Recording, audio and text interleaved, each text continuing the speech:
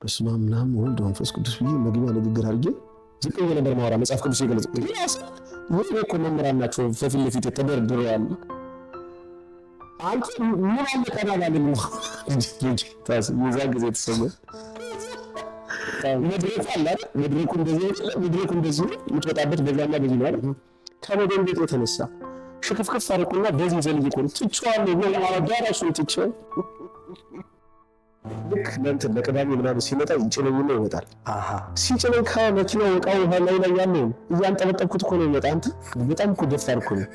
የእነሱን አጥር ታከል የሆነች ቀልሰን ጎጆ እዛች ውስጥ ነው የምንኖረው። ከረምት በላይ በታች ነው ውሃ የሚሄድብን ችግር የለውም። ግን ደግሞ ያንን የሚያስረሳ ፍቅር ነው የነበረ። አይገርምም?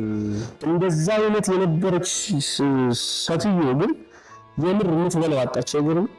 የምር ነው የምልህ ለብዙ ሰዎች መጠጊያ የሆነች ለብዙ ሰዎች መነሳት ምክንያት የሆነች ከኛ በጀርባ ያሉ በጣም አሁን በጣም ባለሀብት የሆኑ በጠቅላላ ሰዎችን ሲመጡ ያቋቋመች የረዳች ሴትዮ የምር ነው የምልህ ዞር ብሎ ነው ያትሰጣፍ። በጣም አስቸጋሪ በጣም በተለይ አያቴን በጣም አሰቃይቻታለሁ። ብዙ ነገር አድርጌያለሁ። ረባሽ ስለሆንኩ ነው የምልህ። ማሰቃየት ማለት መረበሽ ነው። እንደዚህ ዘመን ገንዘብ አባክነን ምናምን አይደለም። ተከታተላችሁ ትገኙት አንቱ መዝናኛ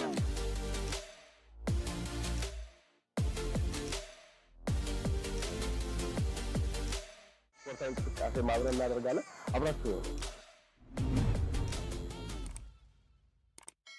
ሰላም ጤና ይስጥልኝ። ክቡራትና ክቡራን ተመልካቾቻችን እየተከታተላችሁ የምትገኙት አንቱ መዝናኛ ነው። በዛሬው የአንቱ እንግዳ መሰናዷችን አንድ እንግዳ ስቱዲያችን ይገኛል። ከእንግዳችን ጋር የሚኖረን ቆይታ እንድትከታተሉን በአክብሮት እንጋብዛለን። አብራችሁ ነው። እንኳን ደህና መጡ። እንኳን ደህና ቆያችሁኝ። መልካም ፈቃድ ሆኖ ስቱዲያችን ስለተገኙ እጅግ አድርገን እናመሰግናለን። እኔም አመሰግናለሁ ስለጠራችሁ። እስኪ ራስዎትን ያስተዋውቁልን ለተመልካቾቻችን። ኦኬ ድል በድል ረታ እባላለሁ። የተወለድኩት ባህር ዳር ከተማ ነው። በተለምዶ ቀበሌ 04 ወይም ደግሞ ጋራሽ ሰፈር የሚባለው አካባቢ ወይም ደግሞ የድሮ አውሮፕላን ማረፊያ ማለት ነው። የድሮ አውሮፕላን ማረፊያ ኦልድ ኤርፖርት ነው የሚባለው። ኦልድ ኤርፖርት የሚባለው እሱ አካባቢ ነው የተወለድኩት ማለት ነው። እዛ ነው የተወለድኩት ማለት ነው። በጣም የሚገርም ነው። የልጅነት ጊዜ በባህር ዳር ቀበሌ 4 አካባቢ ምን ይመስል ነበር? የልጅነት ጊዜ ቀበሌ 4 ባህር ዳር ደስ ይላል። በጣም ደስ የሚል ጊዜ ነው። በተለይ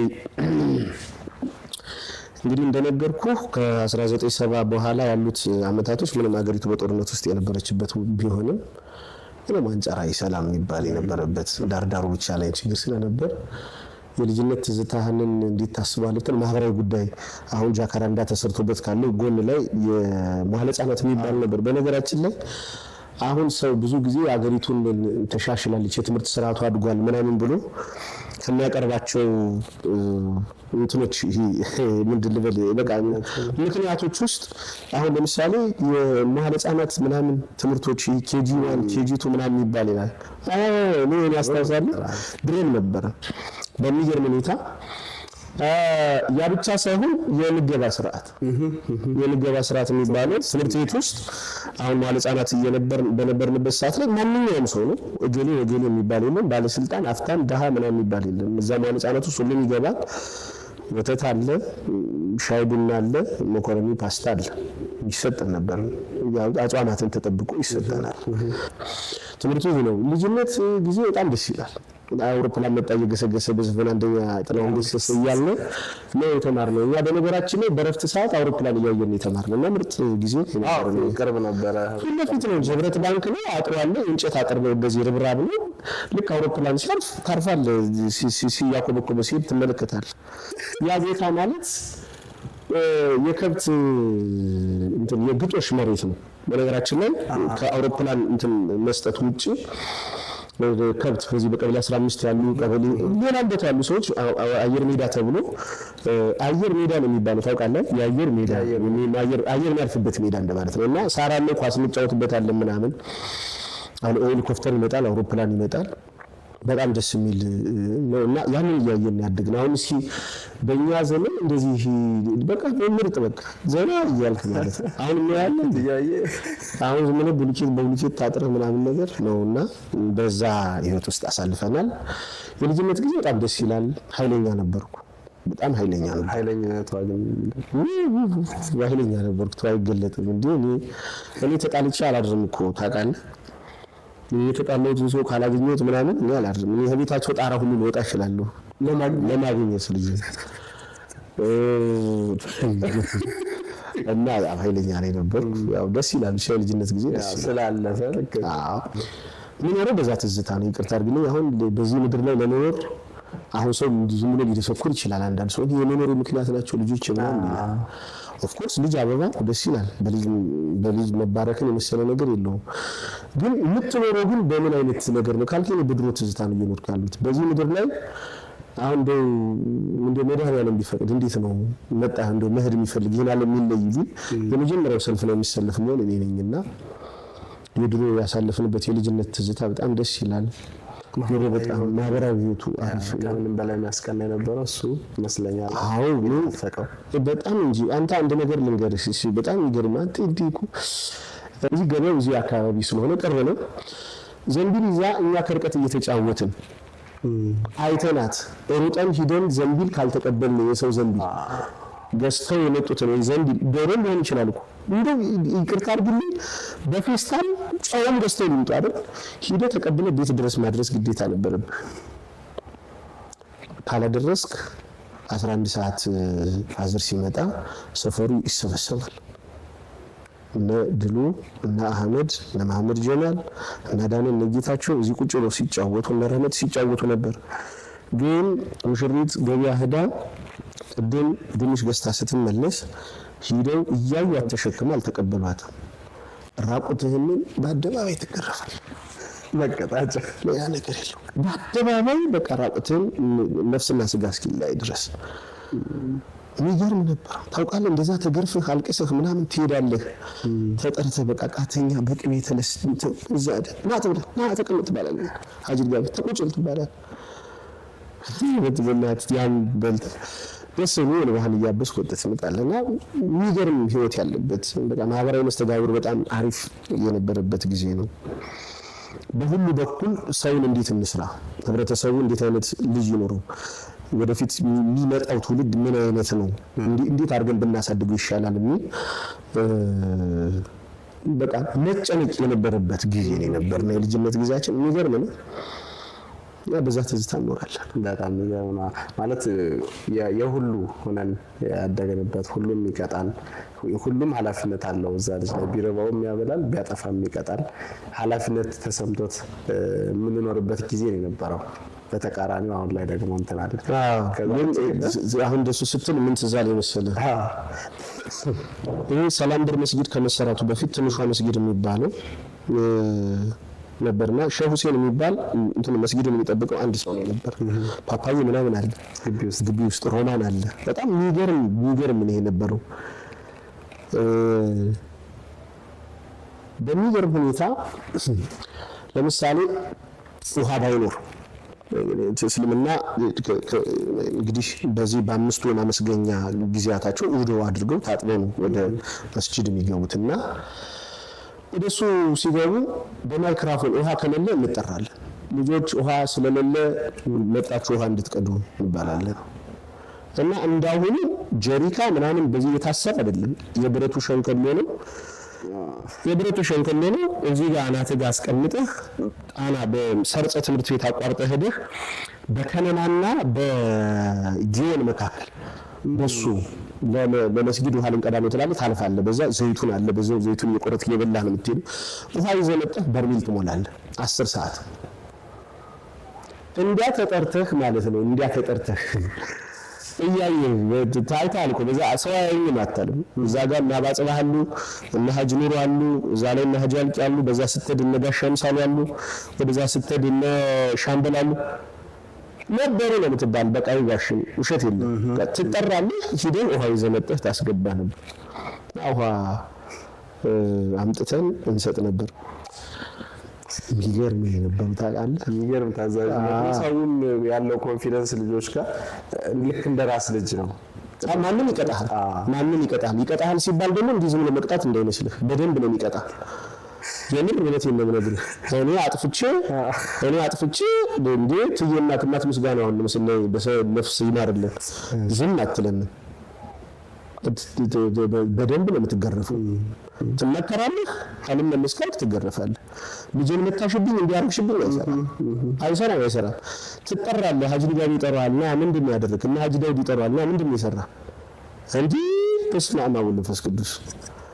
እንደውም ልንገርህ አይደለ ያንተን ልጅ ቀጥተህ የኔን ልጅ ሳትቀጣ ቀረህ ተብሎ እንደሚጀምሩ ያን እንዴት እሱን ዝም አልከው ተብሎ ማለት ነው። እና ኦፍ ኮርስ ያ ህይወት በጣም ደስ የሚል በዛ ትዝታ ነው የምኖር ብሎ በዛ በጣም የሚገርም።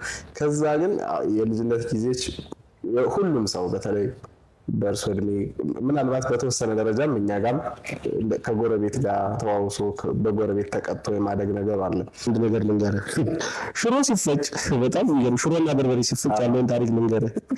ከኛ ቤት ጀምረህ እስከ ህብረት ባንክ በዚህኛው ገጥ ውስጥ ላይ የእሳት አደጋ መንገድ ተብሎ በመኖሪያ ቤትና በማድ ቤቱ መካከል ክፍት መንገድ አለ። የእሳት አደጋ መንገድ ነው። የሆነ እሳት ቢፈጠር ምናምን በዛ ውስጥ አልፈው ነው እንትን የሚሉት። ጊዜያዊ የሆነ ነገር ልታረግ ትችላለህ። አጥር የለም፣ ማጠር አትችልም። እንደዚህ ማጠር ምናምን የሚባል ነገር የለም። እና ሽሮ ተፈጭ አይደል? እኔ አስታውሳለሁ ግራም ሳህን ምን ብዬ ልንገርህ ይሄን ያህል ከዛ ምንህ እስኪ ቅመሱ እየተባለ ይዤ ስጂ እስቲ ስንት ቤት አለ እስቲ ቆይ ልቆጥር፣ ቆይ በእናትህ ቆይ ልቆጥር። አንድ ጊዜ ያወቀች አለ፣ ትየባዩሽ አለ፣ ትያበዙ አለ፣ ትየመድኃኒት አለ፣ የትየናት አለ። ከዛ እነዛ ሙስሊም ልጆች የነበሩ አሉ።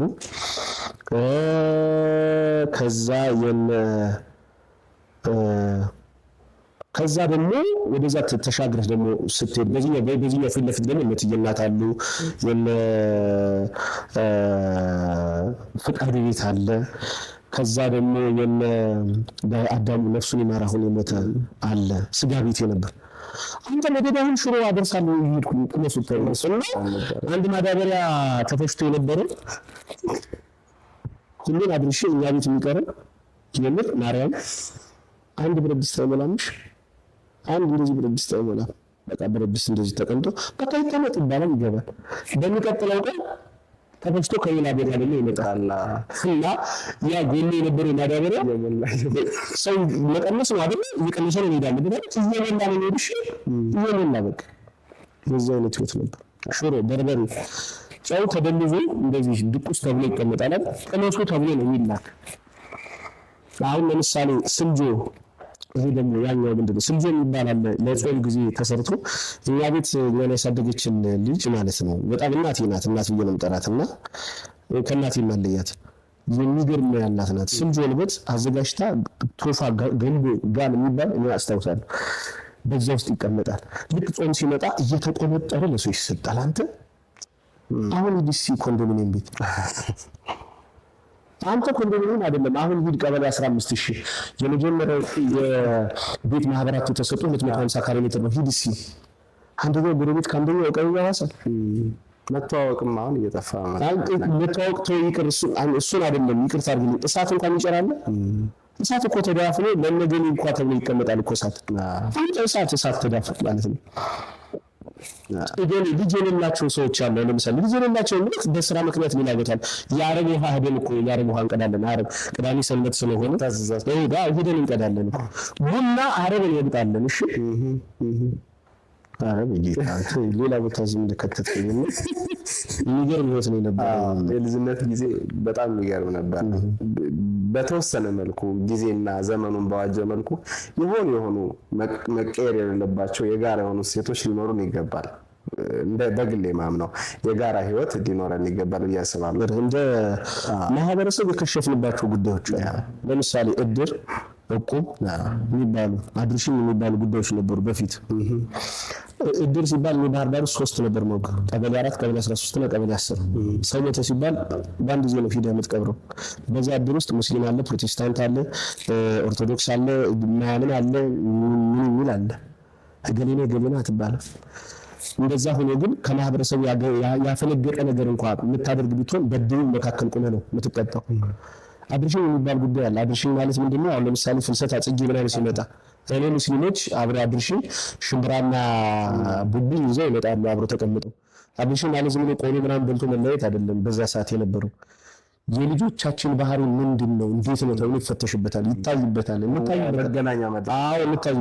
በጣም የባህሪ ለውጥ እያመጡ ነው። ልጆቻችን ተደባዳቢ ሆነዋል። ልጆቻችን ወይም ተማሪ ሆነዋል። እየተማሩ ነው፣ እያነበቡ ነው። ስለዚህ ምን እናድርግ? አንዴ ምንድን ነው የምታወራው? አሁን የሚሰማ ትውልድ አለ። ማን ይሰማል? ለምን አትጮህም? ለምን እሪ አትልም? አንተ እኮ በባልና በሚስት ውስጥ የሆነ ችግር ተፈጥሮ በቤት ውስጥ ከፍ ያለ ድምፅ እንኳን ከተሰማ አይደለም ጮት ነው፣ ከፍ ያለ ድምፅ ከተሰማ ጎረቤት ምን ነካቸው ተብሎ ይመጣል። አሁን ማን ነው የሚል? በጣም ጥሩ። በልጅነት ጊዜ ልክ ነው። አሁንም ካነሳን ብዙ ትዝታዎቻችን ወደኋላ እንቀሳቀሳለን። ወደ ጉርምስና ጊዜያችን እንምጣና በጉርምስና ጊዜ ላይ የነበረ ህይወት በተለይም ደግሞ ከትምህርት ቤት ውጪ በዘመኑ ከነበሩ የእድሜ እኩዮች ጋር የነበሩ እንቅስቃሴዎች ምን ይመስሉ ነበር? ያው እንግዲህ እጅግ ምን መሰለህ በፌዝ ልታየው ትችላለህ።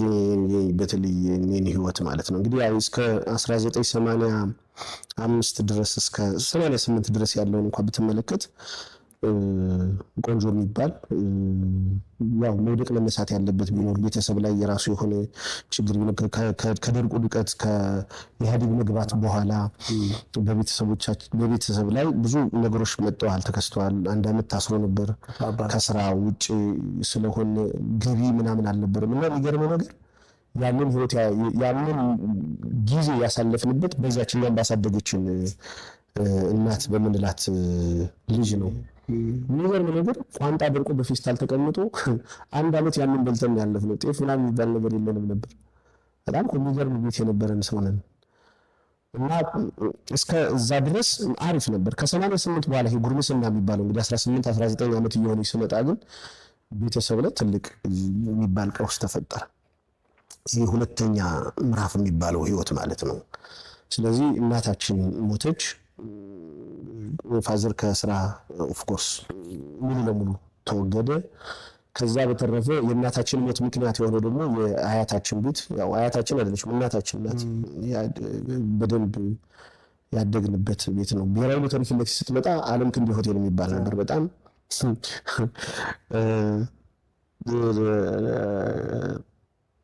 አንተ አሁን የምግብ እንትናችንን እስቲ ተመልከተው። አሁን ሆቴል ላይ ሄደህ ምግብ ብትበላ አንድ ጥብስ ብትበላ ዛሬ ስንት ነው የምትከፍለው?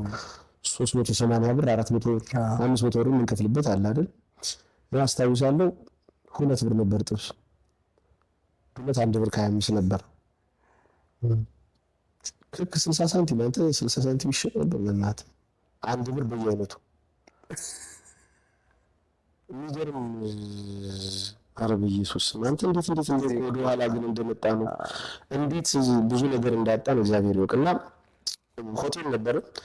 በባንክ ዕዳ ምክንያት እንዲሸጥ ተደረገ። ያው በባንክ የተሸጠበት ምክንያት እጅግ በጣም የሚያስጠላ በጣም ደስ የማይል አሁን ስም ማልጠራልህ ሰው በአራጣ መልክ ተቀብሎ ምናምን ነገር እንደዚህ ያደረገ ነው። እሱ አሁን እዚህ ከተማ ውስጥ 20-30 ቤቶች አሉት። ብቻ ደስ የማይል ነገር ነበረው። ለብዙ ጊዜ በጣም በዚህ ጉዳይ ላይ ታምሜበታለሁ። ለምን ካልከኝ ወደ 6,000 ብር አበድሮ ወደ 30 ምናምን ሺህ ብር ነው የወሰደባት። 35 ሺህ ብር ሲወስድባት ደግሞ ከባንክ 50 ሺህ ብር እንድትበደር አድርጎ ነው። 50 ሺህ ብር ተበድራ 35 ሺህ ብር ወስዶ 15 ሺህ ብር ነው። 15 ሺህ ብር ደግሞ ብዙ ነው። በዛ ሰዓት ቤት ቦታ መግዛት ትችል ነበር። 16 ብትሄድ 500-600 ካሬ ሜትር ቦታዎችን መግዛት ትችል ነበር። አንድ አይነት ህይወት ውስጥ እንዳትገባ አድርጎ ቤቱ እንዲሸጥ ተደረገ። ከዛ በኋላ የኔ ጫናም ጀመረ ማለት ነው። ያኔ እንደፈለግ ገብተህ የምትወጣ የምትበላበት ያለ ሀሳብ የምትኖርባቸው ጉዳዮች በጠቅላላ ከሰሙ ጠፉ። ቤት ነበር ሂደህ አልጋ የምተኝበት ቦታ ነበር። በቃ ምንም ሆነ፣ በቃ ባዶ ሆነ። ስለዚህ ከዚህ የዚህ ገበያ ጠርዝ ላይ ወደዛኛው ስትሄድ አሁን ከህብረት ባንክ ጎን ላይ ያለ አንድ ቤት አለና እዛ በክራይ መልክ እንድትገባ ተደረገ። ለመጀመሪያ ጊዜ በልጅነት ስራ ገባው ማለት ነው። መብራት ኃይል በቀን 5 ብር ተቀጥረን ገባን። እዛን ጊዜ ከኢጢስ አባይ ባህር ዳር ታወር የሚተከል ታወር ነበር፣ ፕሮጀክት ነበር። እሱን የእንትን መስራት እዚህ ፋውንዴሽኑን ታወሩ የሚቆምበትን የምንሰራበት ነበርና አንድ ጉድጓድ ለመሙላት 200 ኩንታል ሲሚንቶ አብኩተን ሞልቶ ለምትወጣ 5 ብር ነው በቀን ደሞዝ። በጣም ከባድ ስራ ነው።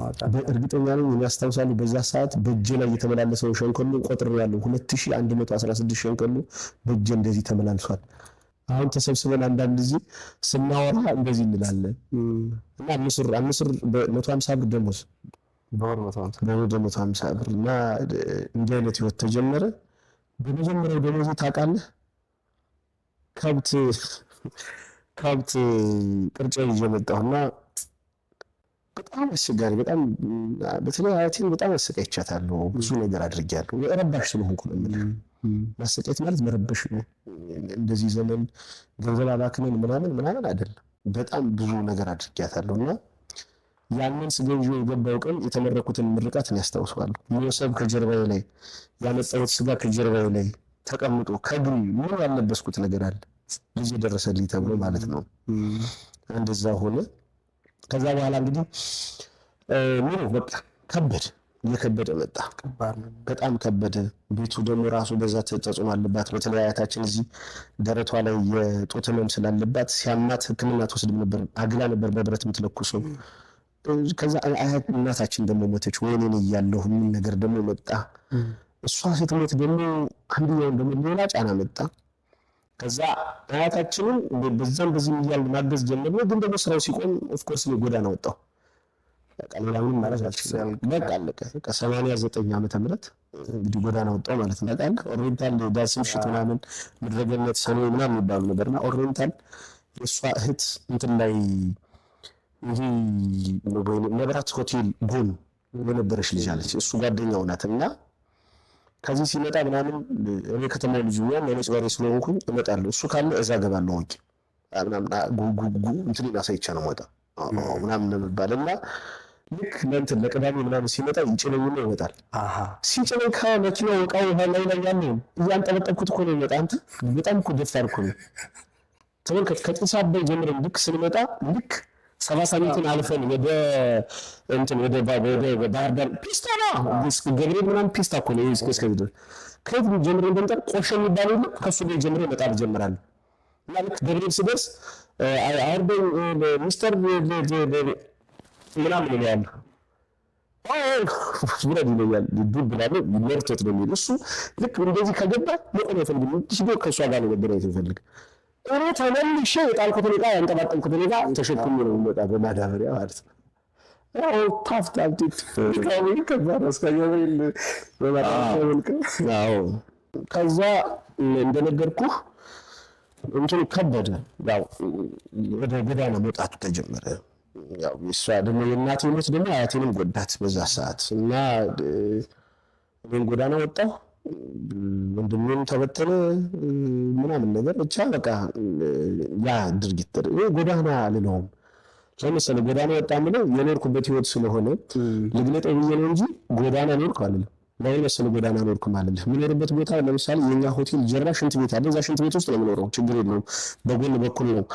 እዛ ሽንት ቤት ፊት ለፊት ላይ የነ ንጉሴን አባስ ቤት አለ። ከነሱ ፊት ለፊት የነሱን አጥር ታከን የሆነች ቀልሰን ጎጆ እዛች ውስጥ ነው የምኖረው። ከረምት በላይ በታች ነው ውሃ የሚሄድብን። ችግር የለውም። ግን ደግሞ ያንን የሚያስረሳ ፍቅር ነው የነበረ። አይገርምም?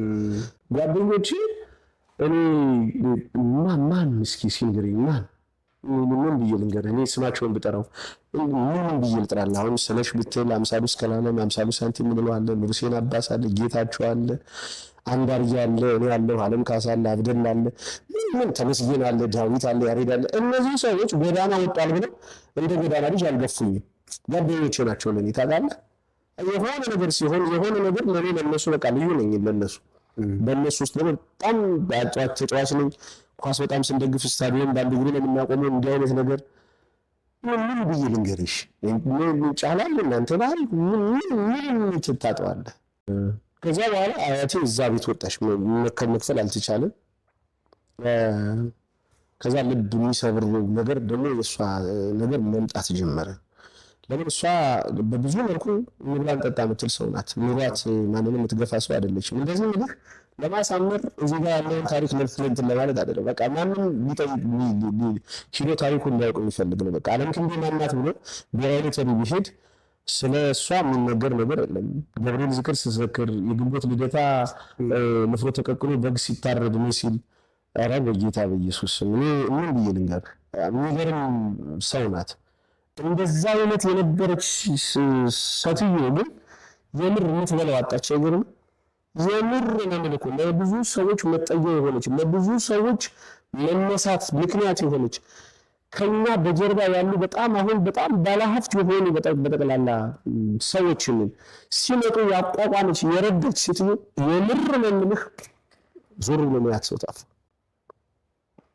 አስታውሳለሁ ማይርገድ የሚባሉ ነፍሳቸውን ይማርልን እግዚአብሔር አምላክ። በጣም የሚገርም ነው። ማድረግ ባይችሉ ብዙ ነገር ማድረግ ባይችሉ እሳቸው ከሚኖርበት ሌላ ሁለተኛ የቀበሌ ቤት ነበራቸው እዚህ አንደኛ ፖሊስ ጣቢያ ጀርባና የዛ ጊዜ የነበረ ኑሮ ተወዝም ብለህ በቃ ያን ቤት ሰጧት። እዛ ውስጥ መጣ እዛ የነበረችውን ዕቃ ይዛ ገብታ ዕቃ ላይ ተደራርቦ መኖር ጀመረች። እዛም ጋር ሆና አልቻለችም። በቃ እኔ እመጣለሁ አንዳንድ ጊዜ አይቻት እሄዳለሁ ማልነግርህም ግን ደግሞ ልንገርህ ቡሌ ይዤ መጥቼ አበላታለሁ። ለማንም ተናግሬ አላውቅም። ማንም ማይሰጣት አልነበረም። በቃ ማንም የሚሰጣት ሰው የለው ነበር። ሂጄ መርጬ እንጀራ ይዤ መጥቼ ሰጣት ነበር። እዛ ጋር ያለ አንዳንድ ሰዎች የሚሰጧት ምናምን ነገር ነበረ፣ ግን አይደለም በቃ በጣም ይደብር ነበር። ይሄ የጡቷ ህመም ደግሞ አገረሸና ጡቷ ፈነዳ። በቃ ለሕክምና ሆስፒታል ምናምን ይዣት ሄድኩኝ ከወንድሜ ጋራ አስታውሳለሁ። ኦፍኮርስ ዶክተሩ በቃ ከዚህ በኋላ ብትኖር 6 ወር 7 ወር 8 ወር ነው ተዋቴ በቃ አሁን ጡቷን የምንቆረጠው ብንል ኦፍኮርስ ውስጡ ካንሰር ሆኗል፣ ስለዚህ መዳን አትችልም አለ እና የተጠየቅነው ብር 4,500 ብር ወይ 6,000 ብር ሊሆን ይችላል። በዛ ሰዓት 6,000 ብር ምን 6 ሚሊዮን ብር አይደል ከየት ታመጣለህ? ያው ደግሞ ለአንድ ጎዳና ነዋሪ። ከዛ በተረፈ ደግሞ ራሴ በሱስ ዓለም ውስጥ ያለሁት ብዙ ኦፍኮርስ በሱስ ዓለም ውስጥ ቢሆን ግን እና አያቴን አልተውኩም። በቃ አልቻልንም። በቃ ይሄ ሁለተኛ በተለይ የህይወቴ ሁለተኛ ምዕራፍ በጣም እጅግ የሚያስጠላል የነበረው። በነበርኩ የጎዳና ህይወቴን ያስረሱ ጓደኞች ነበሩ፣ ድንቅ ጓደኞች። በቃ አላሽም። በቃ ቀበሌ 4 ውስጥ ያሉ ጓደኞቼ ስማቸውን የጠራሁትም ያልጠራሁትም ልነግርህ አልችልም። በቃ እኔ በቃ ልነግርህ አልችልም። ኦፍኮርስ የራሱን ልብስ መጥቶ ያለበሰኝ አለ። እዚህ አሁን የወጋገን ባንክ ስራ አስኪያጅ ነው ጓደኛችን አንዱ። ለእሱ የተሰጠውን የደንብ ልብስ አምጥቶ ለኔ ያልብሶኛል። ከተኛሁበት ጎዳና ላይ ተጠፍቶ ሄደው ተሰርቆ ሌላ ሰው ለብሶት አግኝተው ደግሞ ሌሊት ቀጥቅጠው ይዘውት ያንን ልብስ ይዘውልኝ ይመጣሉ ጓደኞቼ። እኔ ምንም ችግር የለብኝም ጓደኞቼ፣ ግን በአያቴ ላይ የደረሰው ነገር ግን በጣም ይደብር ነበር፣ በጣም ያስጠላል። ከዛ በኋላ እንግዲህ እሷ ደግሞ በምን ተደብቀው ነበር እንደዚህ አይነት ችግር እንድትል በሱስ በጣም ጫት ሱሰኛ ነበርኩት። አዎ በጣም ለነበር ሰዓትን ብቻ ሳይሆን ሱስ ውስጥ ገብቼበታለሁ። በጣም የምትወድቅበትን አታጣም። የሚገርም ነገር እኔ ልንገርህ ሞት አለ ብዬ ማላስብ ሰው ነኝ። ይታመናል ብዬ ማላስብ ሰው ነኝ። የምር ነው የምነግርህ። በጣም ማንም እኔ እንደዚህ ብዬ አላሰብኩም። በጣም በሚገርም ሁኔታ ከዛ በኋላ ግን አያቴ በቃ ኦልሬዲ ደከመች። የሚገርመኝ ግን ጎዳና ከምኖር የዛን ጊዜ ከእሷ ጋር አብሬያት ብተኛ ኑሮ ነበር። ደግሞ ሸክም እንዳልሆንባት እኔን እያየሽ ደግሞ እንዳታለቅስ ስለመፈራ ነው። እሷ እኔን ካየሽ ታለቅሳለች። በእኔ ውስጥ እናቴን ታስታውሳለች። በእኔ ውስጥ የእናቴን ወንድም ታስታውሳለች። የሞቱባትን ታስታውሳለች። በቃ አንዱ በቀይ ሽብር ነው የሞተባት፣ አንደኛው ደግሞ በደርግ ሰዓት ወታደር ቤት ሄዶ ነው ድምፁ የጠፋ። ይቺ ደግሞ በቃ አለችኝ የምትላት ደግሞ ከእሷ ጋር የነበረች የእናቴን እንደዚህ አይነት ነገር ከማይ ብሞት እያለች በራሷ ላይ ጭንቀት አምጥታን የሞተች እናታችን ብዙ ነገሮችን ለማስተካከል ሞክራለች፣ ግን አልቻለችም። አባታችን ነገሮችን ማስተካከል አልቻለም። እንደውም ጭራሽ ደግሞ አባታችን እንደውም በአንዳንድ ነገሮች እንደውም አያታችንን በጣም ገፍቷት ነበርና ትንሽ ደብሮ ነበር ራሱ በወቅቱ ለምን እንደዚህ ታደርጋለህ ለው ነበር እሱ ግን ደግሞ በጣም የሚነድነው ግን አብረናት ብተኛ ኑሮ ይላሉ። ከዛ ግን አንድ ወር ልትሞት አንድ ወር ሲቀራት እና በቃ መነሳት አትነሳም ምን አትነሳም አንድ ወር አይደለም 5 ወር ተኝታለች። እኔ እመጣለሁ ያንን እንዳልኩ ብሎ ይዤ መጥቼ ትንሽ እንደዚህ አድርጋ ጎርሳታለሁ ምናምን ነገር ይሄ ቁስሏ በቃ እየሰፋ ሄደ። ደረቷን ሙሉ ለሙሉ ወረሰው። ከዛ ተላ ይሄ በቃ ይሄ ተላ ኦፍኮርስ ተላ ማለት ማርያም ተላ በቃ አንተ የሰው አካል እንደዚህ ተላል ኦፍኮርስ ተላ አንድ ወር ሲሆን በቃ ማናተኛ ተብለን አንዳንድ ጠርሙስ አረቄ እየተገዛ ከጓደኞቼ ጋራ አብራችሁ ተኝ እየተባለ እንግዳ መጠጥ መጠጣልሽ አይደለም አልጠጣም መጠጥ ብዙ እኔ የለሁበትም መጠጥ ላይ ሌሎች ልጆች ጓደኞች አሉ አብረን ጎዳና ያሉ እነሱ አብረው እየመጡ ከዛ የቆየን ስንሄድ ግን እሷም በቃ ትሞታለሽ ብለው የሚያስቡበት ነገር እየረዘመ ሲሄድ ልጆችን በቃ እግዚአብሔር ምራታ ሰው አሁን ይሄ ስትከፍተው ሻሽ ነው ገብቷል ነጠላ ነው እና ነጠላው እንደዚህ ሲያርፍ ትጮሃለሽ ነው እንግዲህ በኢየሱስ ይሄ ስትከፍት አንተ ነው እኮ ልባን አይቼዋለሁ አንተ ሳምባን አይቼዋለሁ ነገር አሁን የለበት ይልኩ ነገር አሁን ሰው እንደዚህ ስም ነው ምናምን ነገር ይመስላል አይቼዋለሁ ያት የለም ባይነት እኮ እንደዚህ አንተ ታውቶችን እኮ ነው የሚለው እንደዚህ ተለቅማለች እኮ እንደዚህ ያደረገች ካንሰር ስለታመመች ደግሞ ስለታሰበ ደግሞ ሰው ሁሉ አይመጣም ካንሰር ያኔ ተላላፊ በሽታ ነው ብሎ የሚያስብ ሰው ስላለ ማለት ነው በጣም ይደብር ነበር። ከዛ ግን የሚገርም ነገር ስትሞት ወጣልኝ ብዙ ነገሩ ስትሞት አንድ ነገር ሆኖ ሞት አልፈራ እኔ ስለሞት ሰው እንዲያስተምረኝ አልፈልግም። እኔ ባያቴ ተምሬበታለሁ። ስለሞት ሰው ከሚነግረኝ ከሚያስረዳኝ በላይ አያቴ ልትሞት ባለችበት ጊዜ እዚህ ባህር ዳር ኤፍኤም ምናምን የሚባል ጣቢያ ወይም የአማራ የቪዲዮ ጣቢያ ይሁን ምናምን የዘፈን ምርጫ ላይ የሰማኋቸው ዘፈኖች ስለሞት ያስታውሱኛል። ቴዎድሮስ ታደሰ ሰው ማንን የሚል ዘፈን አለው። እኔ እነሱን ዘፈን ስሰማ ትዝ የሚለኝ ቤት ነው እናቴ ጋራ አያቴ ጋራ ግድግድ ሞት እየገጠምኩ እያየኋት ማለት ነው። ነፍስ ከስጋ ሊል በተለይ የመጨረሻዎችን 45 ደቂቃ ያን ያክል ለመገላበጥ አይደለም እንደዚህ ልትገላበጥ ደግሞ የተኛችበት ጀርባዋ ደግሞ እንዲህ ፈርሷል። ባንድ ጀርባዋ ናት። እንደዚህ ወደ ጎን መተኛት አትችልም። ብትተኛ ብዙ ሾልክ ነገር አለ እንደነገርኩ በዚህ የሚወጣ ነገር ይኖራል። እና ታውቃለህ ሰው ስለሞት እንዲያወራኝ አልፈልግም። እኔ አውቀዋለሁ መሰለህ ኦፍኮርስ ሞተች እሷ። ስትሞት ግን ደግሞ ከሞት ባሻገር ምን እንደሚያናድ ታውቃለህ? በዛ ሰዓት የሆነ ሰው ዝግጅት የሆነ ድግስ ነገር ነበርና ጥሩ እንዳይነፋ ተከለከለ። አንድ በጣም እኮ የሚያናድ ነው ታውቃለህ?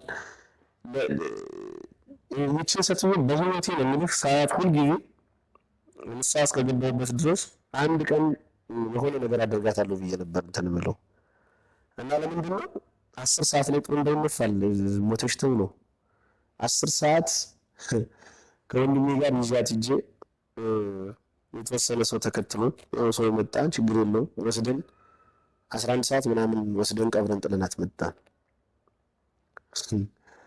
እና የምር ደበረኝ። የምር ብዙ ሰዎችን ያየሁበት የዛ ሰዓት ብዙ ነገር አድርጋላችኋለች እኮ እሱ በጣም ብዙ ቀበሌ 5 ቀበሌ 6 ስማቸውን ማልጠራልህ ሰዎች ባለ ሆቴሎች የከበሩ የሚባሉ ባለ ሆቴሎች አሉ። እዚህ ፊት ለፊት እዚህ አሁን ለምሳሌ ዘንባባ ፔንሲዮን ፊት ለፊት ሆቴል አለ። አንድ ሆቴል አለ እዚህ ደርዝ ላይ ከነ የነ አሁን ምን የሚባለው ሆቴል ብቻ በጣም ብዙ ያደረገችላቸው ሰዎች ከጀርባ የነበሩ ሰዎች ከኛ ሆቴል ጀርባ የነበሩ ሰዎች ብዙ ረዳቻቸው ሰዎች እነሱ ማይሞቱ እስኪመስል ድረስ በእሷ ላይ ብዙ ነገር አደረጉ። የሆነ ሆኖ እሷ ሞተች። ከዛ በኋላ ኦፍኮርስ በቃ አንድ ይሄን ጭልጥ ኢየሱስ ውስጥ ገባ። በቃ ለሰው የነበረው ደንታ ሁሉ በጣም በቃ ቀነሰ። ኦፍኮርስ ጓደኞቼ በጣም ወዳቸው ነበር። እነሱ በጣም እንትን ይሉኝ ነበር። የእሷ ደግሞ እንደዛ መሆን ግን ፋዘርን አስደነገጠው ታውቃለህ። እኔ ደግሞ እኔ ነኝ አለ ደግሞ እሱ እኔ ለዚህ ሁሉ ችግር የገባኋቸው በቃ አለ። ከዛ በጣም እኔም አይኔን እንዳለ ያልኩት ባይህ በቃ ሌላ ዓለም ውስጥ እንገባለን አልኩት። በቃ እንዳደርስብኝ እኔም አልደርስብህም አልኩት። በጣም አግሬሲቭ የነበር አባት እኮ ነው የነበረኝ። እንደዛ ስለው ደነገጠ እሱ ራሱ እና እሱንም ብዙ ነገር ሆነ። እሱም በቃ ተራበ እኮ ደግሞ እሱ ደግሞ የሚገርም ነው። እሷ ከሞተች በኋላ ደግሞ ያለውን ታሪክ ብነግርህ እኛ ቤት ውስጥ የሚበላ የሚጣጣ ጠፋ። እስከ ቅርብ ጊዜ ድረስ ነው የምልህ እኮ እህቴ ጨው ያለበት ምግብ መብላት ከጀመረች እነሆ አሁን 10 ዓመት ቢሆነው። አንተ ጨው የሌለው ምግብ እኮ ነበር የምትበላው። ውሃ ትበጠብጥና ሽሮ አድርጋ ማለት ነው። ሽሮ አይደለም እኮ የምታመጣው ታውቃለህ አንተ። እኔ አልነግርህም። በቃ ብዙ ታሪክ አሳልፈናል። ወፍጮ ቤት ጥራጅ የሚባል ታውቃለህ? ያ እኮ ይሻላል እኮ የምናሳልፈው ህይወት የነበረው እና እሱ ደግሞ በቃ ሌላ መከራ ገባ ደግሞ ታውቃለህ። እሺ ልንገርህ አይደል አሜሪካን ሀገር ከ16 ያላነሱ እህት ወንድሞች፣ አክስት፣ አጎቶች አሉት። አዲስ አበባ ወንድሞች አሉት። እሱ ከሞተ በኋላ ነው እኛ ያገኘናቸው። አይገርምም?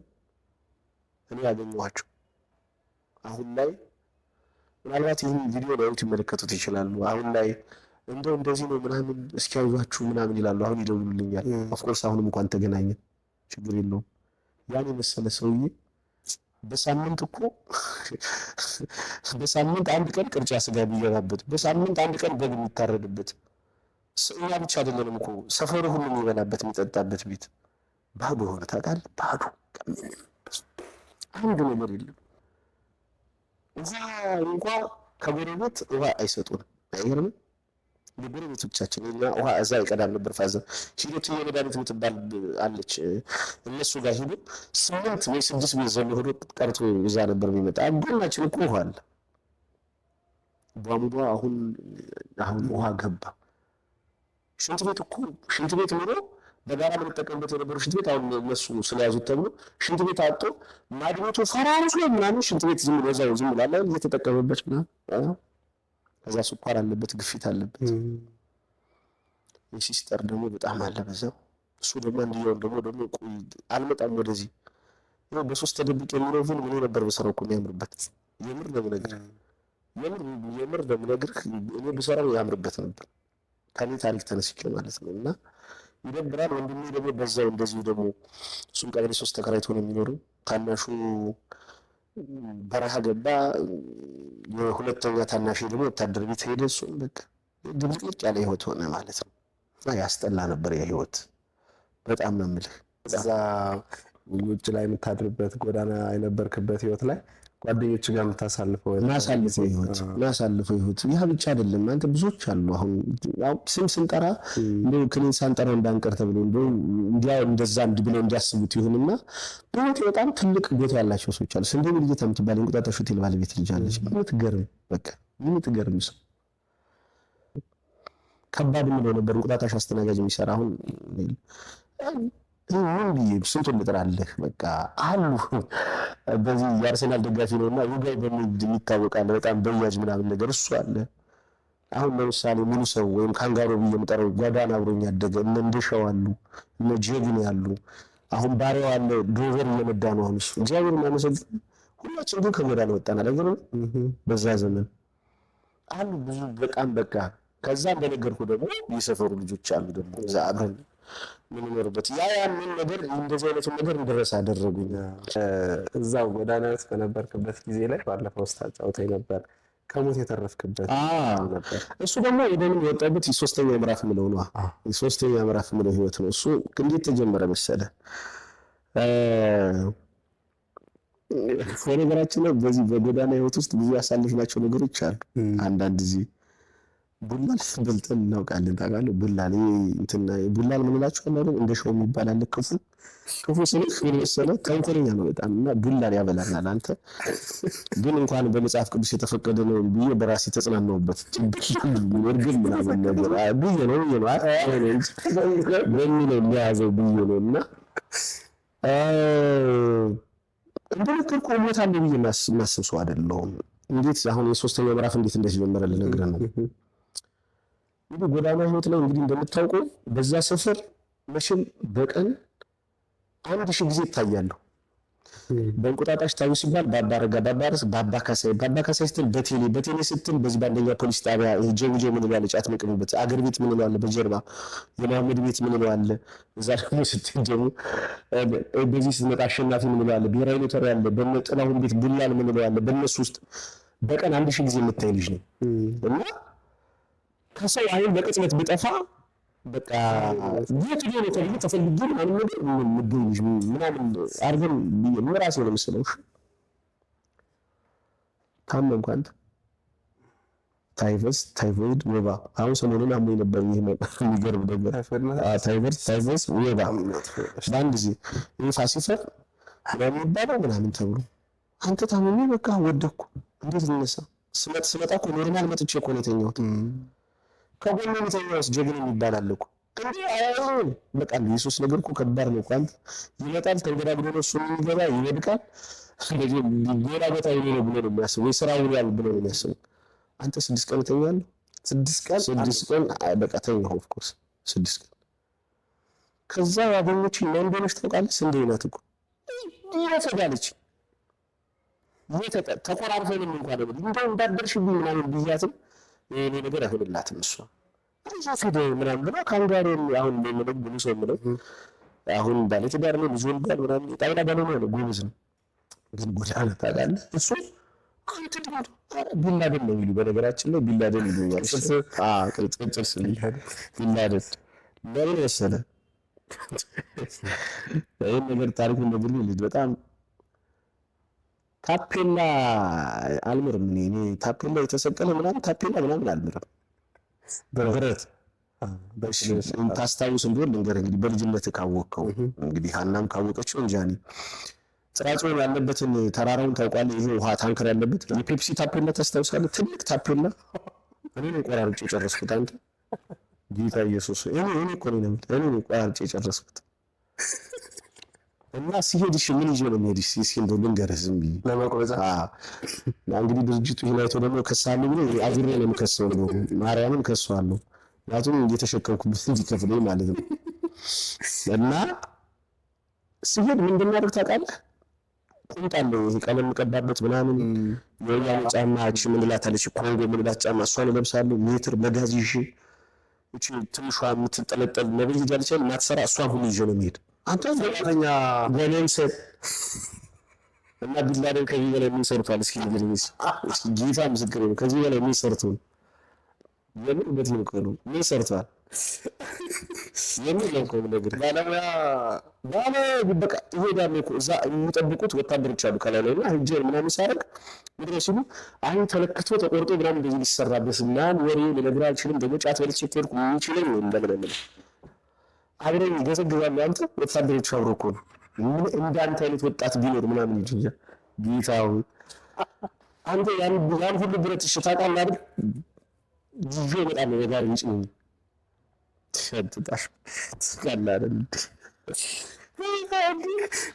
ጨርሼ እኮ ቆራርጬ እሄዳለሁ ነው የምልህ አንተ ቦልቮያጅ ምናምን በዚህ በገብርኤል በኩል አረበስና አሁን የጨረስኩት ምን ብረት አለ ተጋድሞ ምናምን ንፋስ ይጥላል ምናምን በቃ ሰው ሰራተኛ መስዬ ነው የምት ከዛ በኪሎ ይሸጣል አይ ኪሎ አይደለም ምስል አንተ ኪሎ አሁን ብረት ይወጣው ዝም ብሎ ብረት ጋራጅ ምናምን አለ ትሸጠዋለህ እዛ ይሳው እነሱ ይጠቀሙበታል አንተ ትናንት ላይ የተከልኩትን ታፔላ እኮ ነው ቅያለሁ የሆነ ድርጅት ሲዲ ተከልተው ተልኬ ማለት ነው እኮ አንተ ዛሬ ተከየ ጠዋት ተከየ እኮ 10 ሰዓት እንጂ ልቀልኩ አና ቢላደን ብሉ ያንስላችሁ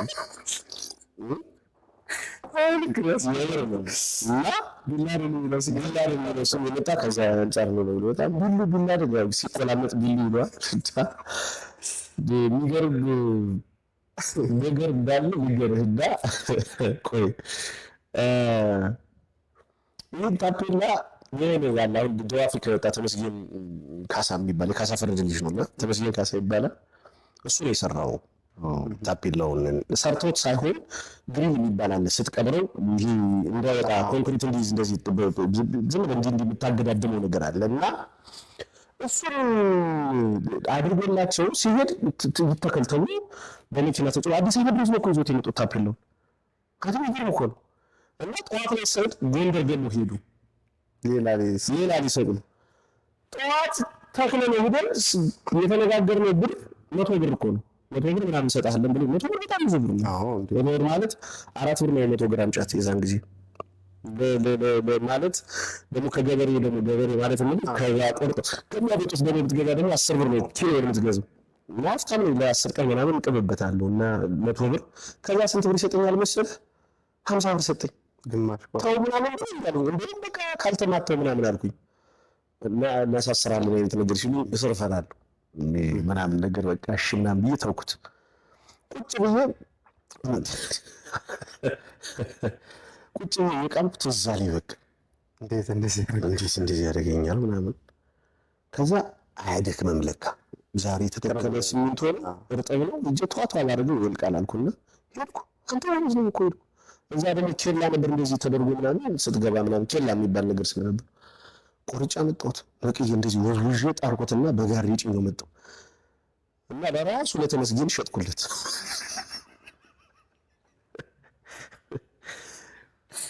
ለራሱ ለተመስገን 1000 ብር ሸጥኩለት 1000 ብር 500 ብር ሰጠኝ ከዛ በሚቀጥለው ቀን መጡ እነሱ ሁለተኛው ቀን ሶስተኛው ቀን ወደቀ እኮ ምናምን ነገር ሲሉ እንትን ይዘናል በቃ እኛ እዚህ የሚለጠፍ ኢንዱስትሪ አይነት ነገር የሚለጥፉት ነገር ነው ነበር የዛን ጊዜ እሺ ዲጂታል ትምህርት የለም እዛ አዲስ አበባ እንደነበር ይመስለኛል ስለዚህ እንደ ብረት ፍላጎት ምናምን ብሎ ያንን ልጠን አንቲረስት ምናምን ቀብተነው ነበር 500 ብር ነው የሰጠኝ ይላል መምጣታቸውን ሰው መጣው 1000 ብር ካልጨመርኩኝ 500 ብር አለብህ ከ500 ጀምር 1000 ብር እነግራችኋለሁ አልኩት እሱ እንደም እዛው በነሱ ፊት ውስጥ አስገብቶ እንደው ለሊት እንዴት ክፉ ሰው ነህ ብሎ በቃ ምናምን ብሎ 1000 ብር ሰጠኝ ወጥቼ 1500 ብር ለማንገራግሬ ከዛ ያንን እኮ ነው ሸጠላችሁ አንተ 10 ምናምን ሺህ ብር በስመ አብ ወወልድ እና ቢላሪ ነው መጣ ከዛ ላይ እና ምንድነው ያለች አረብለትሽ ነው እኮ ቢሉን ዛሬ ይሄን ሰሞን አላየሁትም ቀለም ምናምን ስለሚቀባ ደግሞ ቢሉስ ስለሆንኩኝ እሱ ሊቀባል ሊሆን ይችላል ብዬ እኮ ነው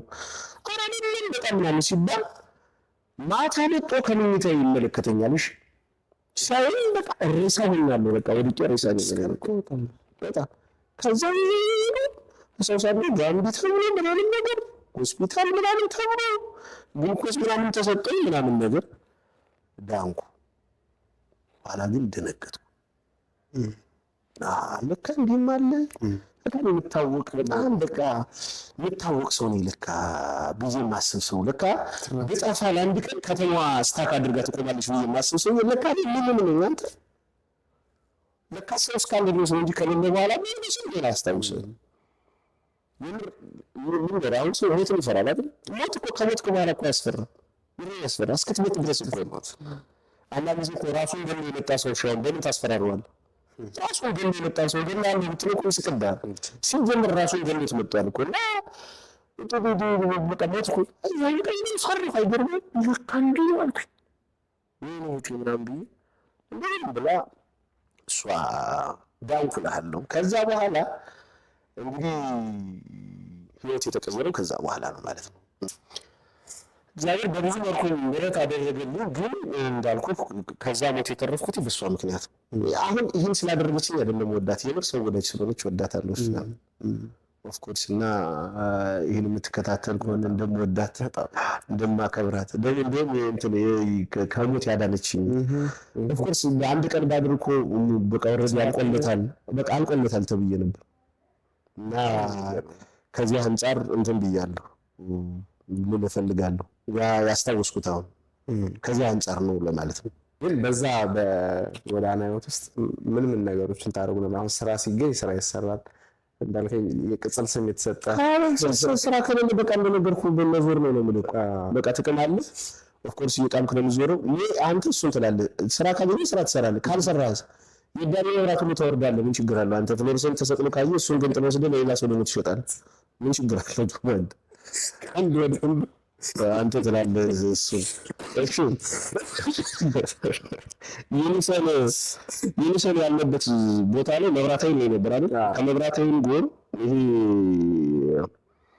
እንትን የዚህ የአየር ምንድነው ሜትሮሎጂ ነበር እና እነሱ ለቀው ከሄዱ በኋላ አጥር ነበር አይደል ብረት እስማ አልፈስ ኒኮን እየጨረስኩት አንተ ብረቱ ደግሞ ብረት እንዳይወስድ ብረት በጣም ወዳለሁ። አይገርምም? አሁንም እኮ ብረት እኮ ነው የምሰራው። የሚገርም እግዚአብሔር እንግዲህ አላውቅም ሻል ባደረግልኝ ምናምን ነገር ከዛ ሁሉ ነገር ወጥተን እዚህ ደረጃ መድረስ በጣም ተመስገን ነው። በጣም እንደዛ ከዛ ከሞት ከተረፍኩ በኋላ ትንሽ ጊዜ ነው የሄድነው። በቃ ብዙም አልተጓዝንም። እነሱ እዚህ በባህር ዳር ፈለገ ገነት ቅዱስ ጊዮርጊስ ቤተክርስቲያን ሰንበት ትምህርት ቤት ከ6 ሰዓት እስከ 8 ሰዓት ኮርስ የሚባል ትምህርት ይሄ መንፈሳዊ ሃይማኖትን ይሄ ነገር ሃይማኖትን ምናምን የሚታወቅ ትምህርት ይማሩ ነበር።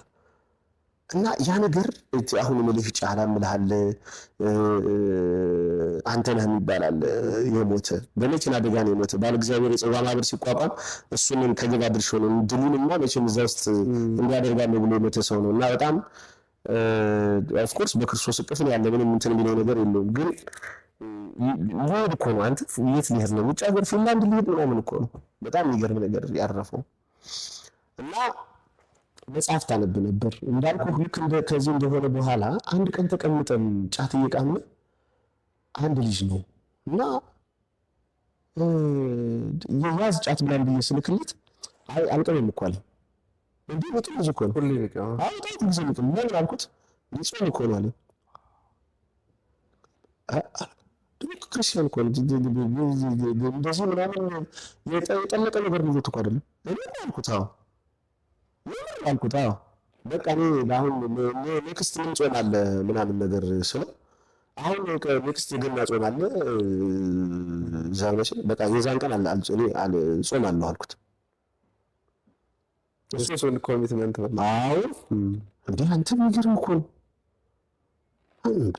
በስመ አብ አልኩኝ በቃ። እና ከዛ ልክ እንትን ሲል እንደነገርኩት በቃ መጥላት ጀመርኩ።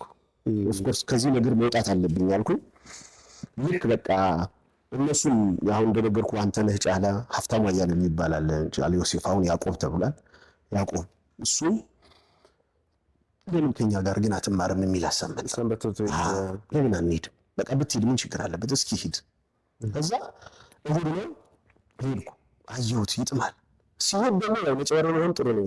የዛ ያኔ የሰንበት ትምህርት ቤቱ በቃ አባታችን የምንለው አሁን በቃ እንደ ነፍሴ ነው የምወደው ሀብታሙ ጋሽ ሀፍቴ። እንግዲህ አንተ የምትለው እኔ ሀፍቴ ነው ሀብታሙ ነው የምለው እና አባቴ ነው የምለው እና አባቴ አገኘኝ እሱ አንተ ስራው አደረገኝ እኔን አንተ በቃ ስራው በቃ እነሱ ነገሩት። በቃ ይሄ ልጅ ከያዝነው ባህር ዳር ያለው ወጣት ሁሉ እናመጣለን። በቃ እንደው ሀፍቴ ለምንድን ነው ይሄ ልጅ አሉት። እሱ ነው በቃ ነው የምልህ። ከዛ አሁን ጽጌ መስከረም ላይ እንደዚህ ሲሆን ጽጌ ይጾማል። አሁን ኦፍ ኮርስ አሁን እንትና ጽጌ እየተጾመ ነው ሲባል በቃ እጾማለሁ አልኩኝ። ይሄ እኮ አሁን የፈቃድ ሰው እንደዚህ ፈቆዶ ያላቀለኝ እኮ ነው። በዛ ሰዓት ምን ያውቅልሃለሁ ግን እጾማለሁ አልኩና አልቀርም ጫትም ምንም አላደርግም አልኩኝ። ፈጣን ውሳኔ ደግሞ አንድ ደግሞ የማረሰው ነገር ምንድን ነገር ጎዳና ያለ አንድ በጣም እግዚአብሔር የምለምነው ልመና ነበር። ምን ነው ነበር መሰለህ? ዝናብ እያደመጥኩ የምተኛበት ጊዜ ነው። ጌታ ሆይ የምር አንተ ክረምት ሲመጣ ዝናብ ሲዘንብ እኮ በስመ አብ መድኃኒዓለም ድረስ አንተ በጣም የሚያስጠላ ማርያም ካርቶን ከታች ላይ ፌስታል አድርገህ ካርቶን አድርገህ እንደገና ፌስታል አድርገህ እዛ ላይ ደግሞ አንተ ራስህ ተኝተህ ከዛ አንተ ካርቶን ለብሰህ ፌስታል ለብሰህ ካርቶን ለብሰህ ፌስታል ለብሰህ እንደዛ ብለህ ትረጥላለህ፣ ትበሰብሳለህ። በቃ ትለምደዋለህ። እና ጌታ ሆይ እንደው እውነት ዝናብ እያደመጥኩ የምተኛበትን ጊዜ ስጠኝ እለዋለሁ። እና ያኔ እዛ ከገባሁ በኋላ በቃ መነጋገሪያ ሆነ እንጂ እንዴት በቃ ቤተክርስቲያን ምናምን ለመጀመሪያ ጊዜ ክሬሽን ቲሸርት በቃ ክሬሽን የዛን ጊዜ ሳልባጅ 20 ብር ምናምን ተገዝቶ ማለት ነው። እሱም ነጭ ጫማ እንትን ቲኬቶ ጫማ ገዛችልኝ ስንዴ በጣም በሚገርም ሁኔታ ማለት ነው። ጎዳና ያለው ደግሞ መስቀል እናከብር ነበር። እሺ አንተ ይገርም መስቀል ተከብሮ ሲሄድ እኛ ደግሞ መስቀል ተለኩሶ እኛ ደግሞ እንለኩሳለን። በግ ምናምን እናርድ ነበር። የሚገርም ጎዳና ሁሉ ተሰብስቦ ነበር ምን በላ ምን ጠጣ እና ግን በቃ አንተ ጾምኩ በቃ ከዛ ይሄ ነገር እንትኑ ሲመጣ ለምን ግን አሁን ስራ እየሰራሁ ነው ለምን ቤት አልከራይ ምናምን የሚል ነገር መጣ። አንድ ቤት ሰራውና 1500 ብር አገኘ ቀለም ቀብቼ እና አሁን ቀበሌ 4 ስትመጣ ይሄ የሀጂ ሐሚድ አሊ ቶርኖ ቤት የነበረ እዛ ፊት ለፊት ላይ አንድ ቤት አለ እና እዛ ቤት ተገኘ 90 ብር ኪራይ በወር እንትን አለ የሽቦ አልጋ ፍራሽ አለ ምንጣፍ ያለው 90 ብር አልጋ ያለው 90 ብር ሄድኩና 900 ብር ከፍዬ 900 ብር ከፈልኩ ለአስሩ በቃ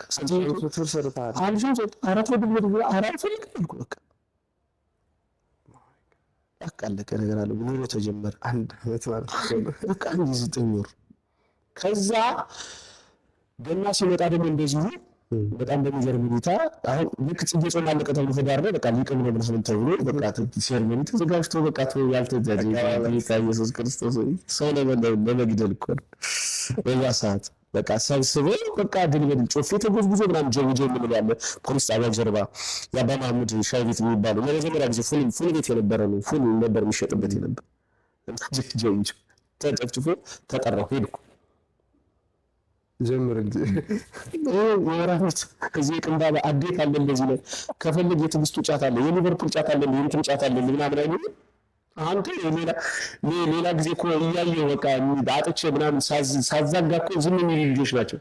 መደዴ ታውቃለህ የምን መደዴ አልቀምም አልኩ በቃ ዝርግፍ ያለው እኮ አውጥቼ እኮ የሆነ ቅጠል ምናምን ለመክተት እኮ ዳልቻለሁ አልቀምም አልኩ እንዴት በቃ ተውኩ አልኩ አዎ አንተ ተዘጋጅተህ በቃ አመሰግናለሁ በቃ እንደውም ከፈለጋችሁ ምሳ ጋብዙ እና ምሳ ብላ በጀርባ ሾላ ሬስቶራንት የሚባል እጄ እዛ ግለት የሚባል ክትፎ ዝም ብለህ በላው እሱን ግጥም አድርጌ በልቼ ተመልሼ መጣሁ። ሻይን ጠጣሁና ወጣሁና ሄድኩ።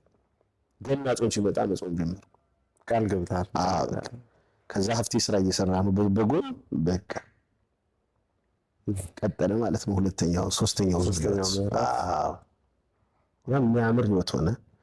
ደስ የሚል ሆነ። ያው እንደነገርኩህ አንተ ነህ የባለ እግዚአብሔር ጽዋ ማህበር ከተቋቋመ በኋላ እሱ ቅዳሜ ለእሑድ መሰለኝ ሲሄድ ኮሶበር ላይ ተገልብጦ በአደጋ ምክንያት ያ ሁሉ ሰው ሲያልቅ እሱ ሞተ። የመጨረሻ ነበር ያዘንኩት። በጣም አዘንኩ። ከአያቴ ሞት በኋላ ያዘንኩበት ሰው ቢኖር እሱ ነው። ጎዳና ያለው ግን በነገራችን ላይ አንድ እንትን የምልህ ነገር አቡበከር ምን ልጅ አለ። አሁን ለምሳሌ ፀሐይ ፔንሲዮን ፊት ለፊት አንድ ሱቅ አለች። ሄደህ ሸቀጣ ሸቀጥ እሱ በህይወቴ ትልቅ ሰው ነው። እሱ በጣም ትልቅ ቦታ አለው። እሱ ጋር እመጣለሁ ምናምን ነገር በቃ ሱቅ ምናምን ካለ ጠራርጌለት ውሃ የሚጠጣው አመጣለታለሁ ምናምን ስንሄድ ቁርስ ና ምን ብሎ ሽሮ ስጋ ከሆነ ሽሮ ያሰራልኛል በቅቤ ሽሮ። እናቱ ደግሞ የሚያኮል የምትገርም ሴትዮ አባቱ ያያሉ ያንተ እንደዛ በክት ገብተህ ሶፋ ላይ ስትቀመጥ ምን ይመስላቸው እስኪ ወደና ሰጥቶ ሽሮ ምናምን ተብዬ ማለት ነው። እሱም ባላመሰው ትንሽ ይቆጫል። ከዛ ያን ህይወት ተጀመረ። ዝናብ የሰማሁበትና ቆርቆሮ ሲመታው ያደመጥኩበት ጊዜ ያለቀስኩት ትልቅ ሰው ያላውቀው በቃ ተወጣ። ከዛ በኋላ ሚወታ የሚባል ሲዲ ማጫወቻ ገዛው፣ ብረት ድስት ገዛው። ለመጀመሪያ ስሮጥ በራሴ እጅ ሰርቼ ለመጀመሪያ ጊዜ በላሁ። አይገርምም? አንተ በእናትህ ከቡሌ ወጥቼ ማለት ነው ለመጀመሪያ ጊዜ ምስር ወጥ ሰርቼ በላሁ። እሱ ስሜት ላይ እንትን ይላል በጣም አንተ ያን ቀን ጨረስኩት ብለህ ታውቃለህ? አንድ ብረት ድስት እያለቀስኩ በልሁት። የሚገርም ነው በጣም ያ ስሜት ታውቃለህ። ከጎኔ ደግሞ ሆቴል የምትሰራ ልጅ አለች እና እሷ ናት በቃ ስወጣ ጠዋት ወጣለሁ ለቤት 11 ሰዓት ኪዳን መመድ በቃ ለምልህ እንዲህ ወጣለሁ። ቅዳሴ ትገባለህ እሄዳለሁ በቃ ቤተክርስቲያን ነው በቃ። እዛ በኋላ ክትትል እዛ ሆነ ደግሞ በቃ አንድ ደግሞ ወደዛ ሲስተም ውስጥ ከገባህ በኋላ መውጣት ሽንፈት መሰለኝ ታውቃለህ። ገና ጾም ካለቀ በኋላ ላይ ደግሞ ልክ የገና ጊዜ አንተ በጋርዶ ይጠሩኛል ለማበል ተዘጋጅቷል ምናምን ብለው በግን በልታ በዛ በመጀመር አቆምኩ በቃ አለቀ። እዛ ያ ህይወት እንደዚህ ብሎ ጀመረ ማለት ነው። የሚገርም ደስ የሚል ነገር ነው እና በዚህ ዋጋ የከፈሉ ልጆች አሉ በጣም ደስ የሚል እየተከታተሉ ከዛ በኋላ በብዙ ነገሮች ወደ እንትኑ ሲስተም ውስጥ እንዳልገባ ሌላ ሲስተሞችን እንዳይ ካፌ ቁጭ ብሎ ሻይ መጠጣት ማኪያቶ ክላውድ ከላይን ካፌ ለመጀመሪያ ጊዜ ካለጫት ቁጭ ማኪያቶ የጠጣሁበትን ሰዓት ትዝ ይለኛል። በጣም የሚገርም እዛ ብርሹዋ የሚባል ጭማቂ ነበረ። አሁን ሆላንድ ሀገር አለ አንድ ወንድም እዛ ሂደን የማንጎ ክትፎ እየተባለ ቁጭ ብለን ያለ ራት ደፋር ብለዋል። እሱ ጋር ተቀምጠን ወይ ክርክር ጦፈ እንጂ መጽሐፍ ቅዱስ እዛ በኋላ ማበቅ እንዲህ እያለ ቀጠልን ማለት ነው። ሶስተኛው ምዕራፍ የህይወት ጉዞ በጣም ብዙ ነገሮች ቻሌንጅ ተቋቁሞ ራስን የማቋቋም ከሱስ መውጣት ህይወት መሰረት መጀመሪያ የተጀመረበት ጊዜ ነው። በጣም የሚገርም ነው። ከዛ በቃ ሙሉ ለሙሉ መንፈሳዊ ህይወትና አገልግሎት መንፈሳዊ ህይወት ሆነ። ወደ አገልግሎት እንዴት እንደገባሁ እነግርሃለሁ። ወደ አገልግሎት መግባት ፈልጌ አይደለም የገባሁት፣ ግን ከዛ በኋላ ምንድነው ሰንበት ትምህርት ቤት ውስጥ ራሱ ማደር ጀመርኩ። ከዛ በረከታቸው ይደርብን ሊቃውንት የኔታ ዮሐንስ ምላቸዋሉ እና እሳቸው ትርጓሜ ትምህርት ከእሳቸው መማር ጀመርኩ። እዛው የሰንበት ትምህርት ቤት ልጆችም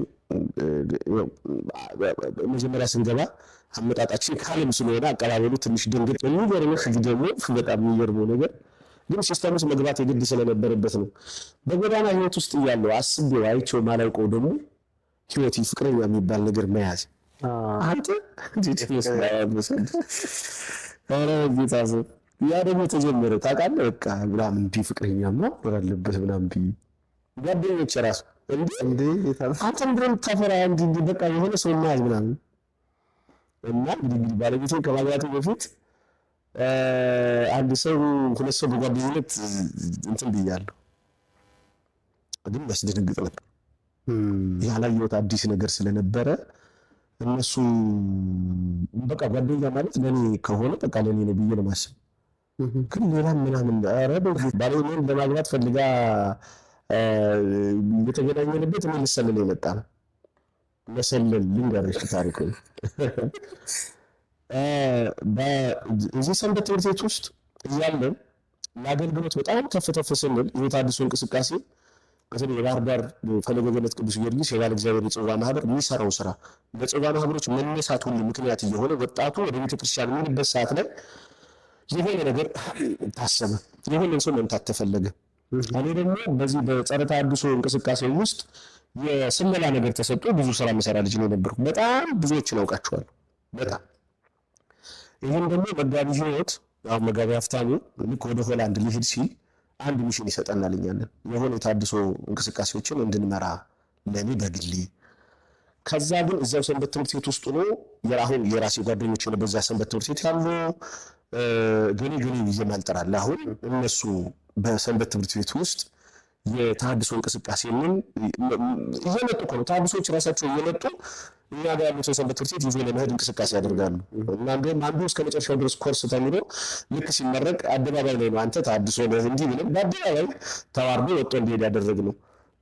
በጣም እንደዚህ አይነት ነገር እና መጋቢ ሆላንድ ሲሄድ ይህን የጸረ ተሐድሶ እንቅስቃሴ የሚከታተሉ ሰዎች እንዲቋቋሙ ተደረገ።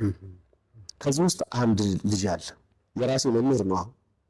እሱ እዛ ውስጥ አለበት። አጋጣሚ ሆኖ እዛው ጸረ ተሐድሶ ውስጥ ያለ በጣም አላዛር የሚባል ልጅ አለ። ስሜ መጥቀስ ስላለብኝ ግድ መጥቀስ ሜንሽን ማድረግ ከሌለብኝ ይቅርታ ይደረግልኝ፣ ከፈለጋችሁ ቆርጣችሁ አውጡት። ይህ ልጅ እዛ እኛ ጋር የተቀመጠ ልጆችን ወደ ፕሮቴስታንት እየወሰደ እሱ ከፕሮቴስታንት በድርጉ እያገኘ የሚኖርበት የሆነ ሲስተም አለው። እሱ እከታተላለሁ። እሱ ልጅ በጣም የሚከታተለው ልጅ ነው።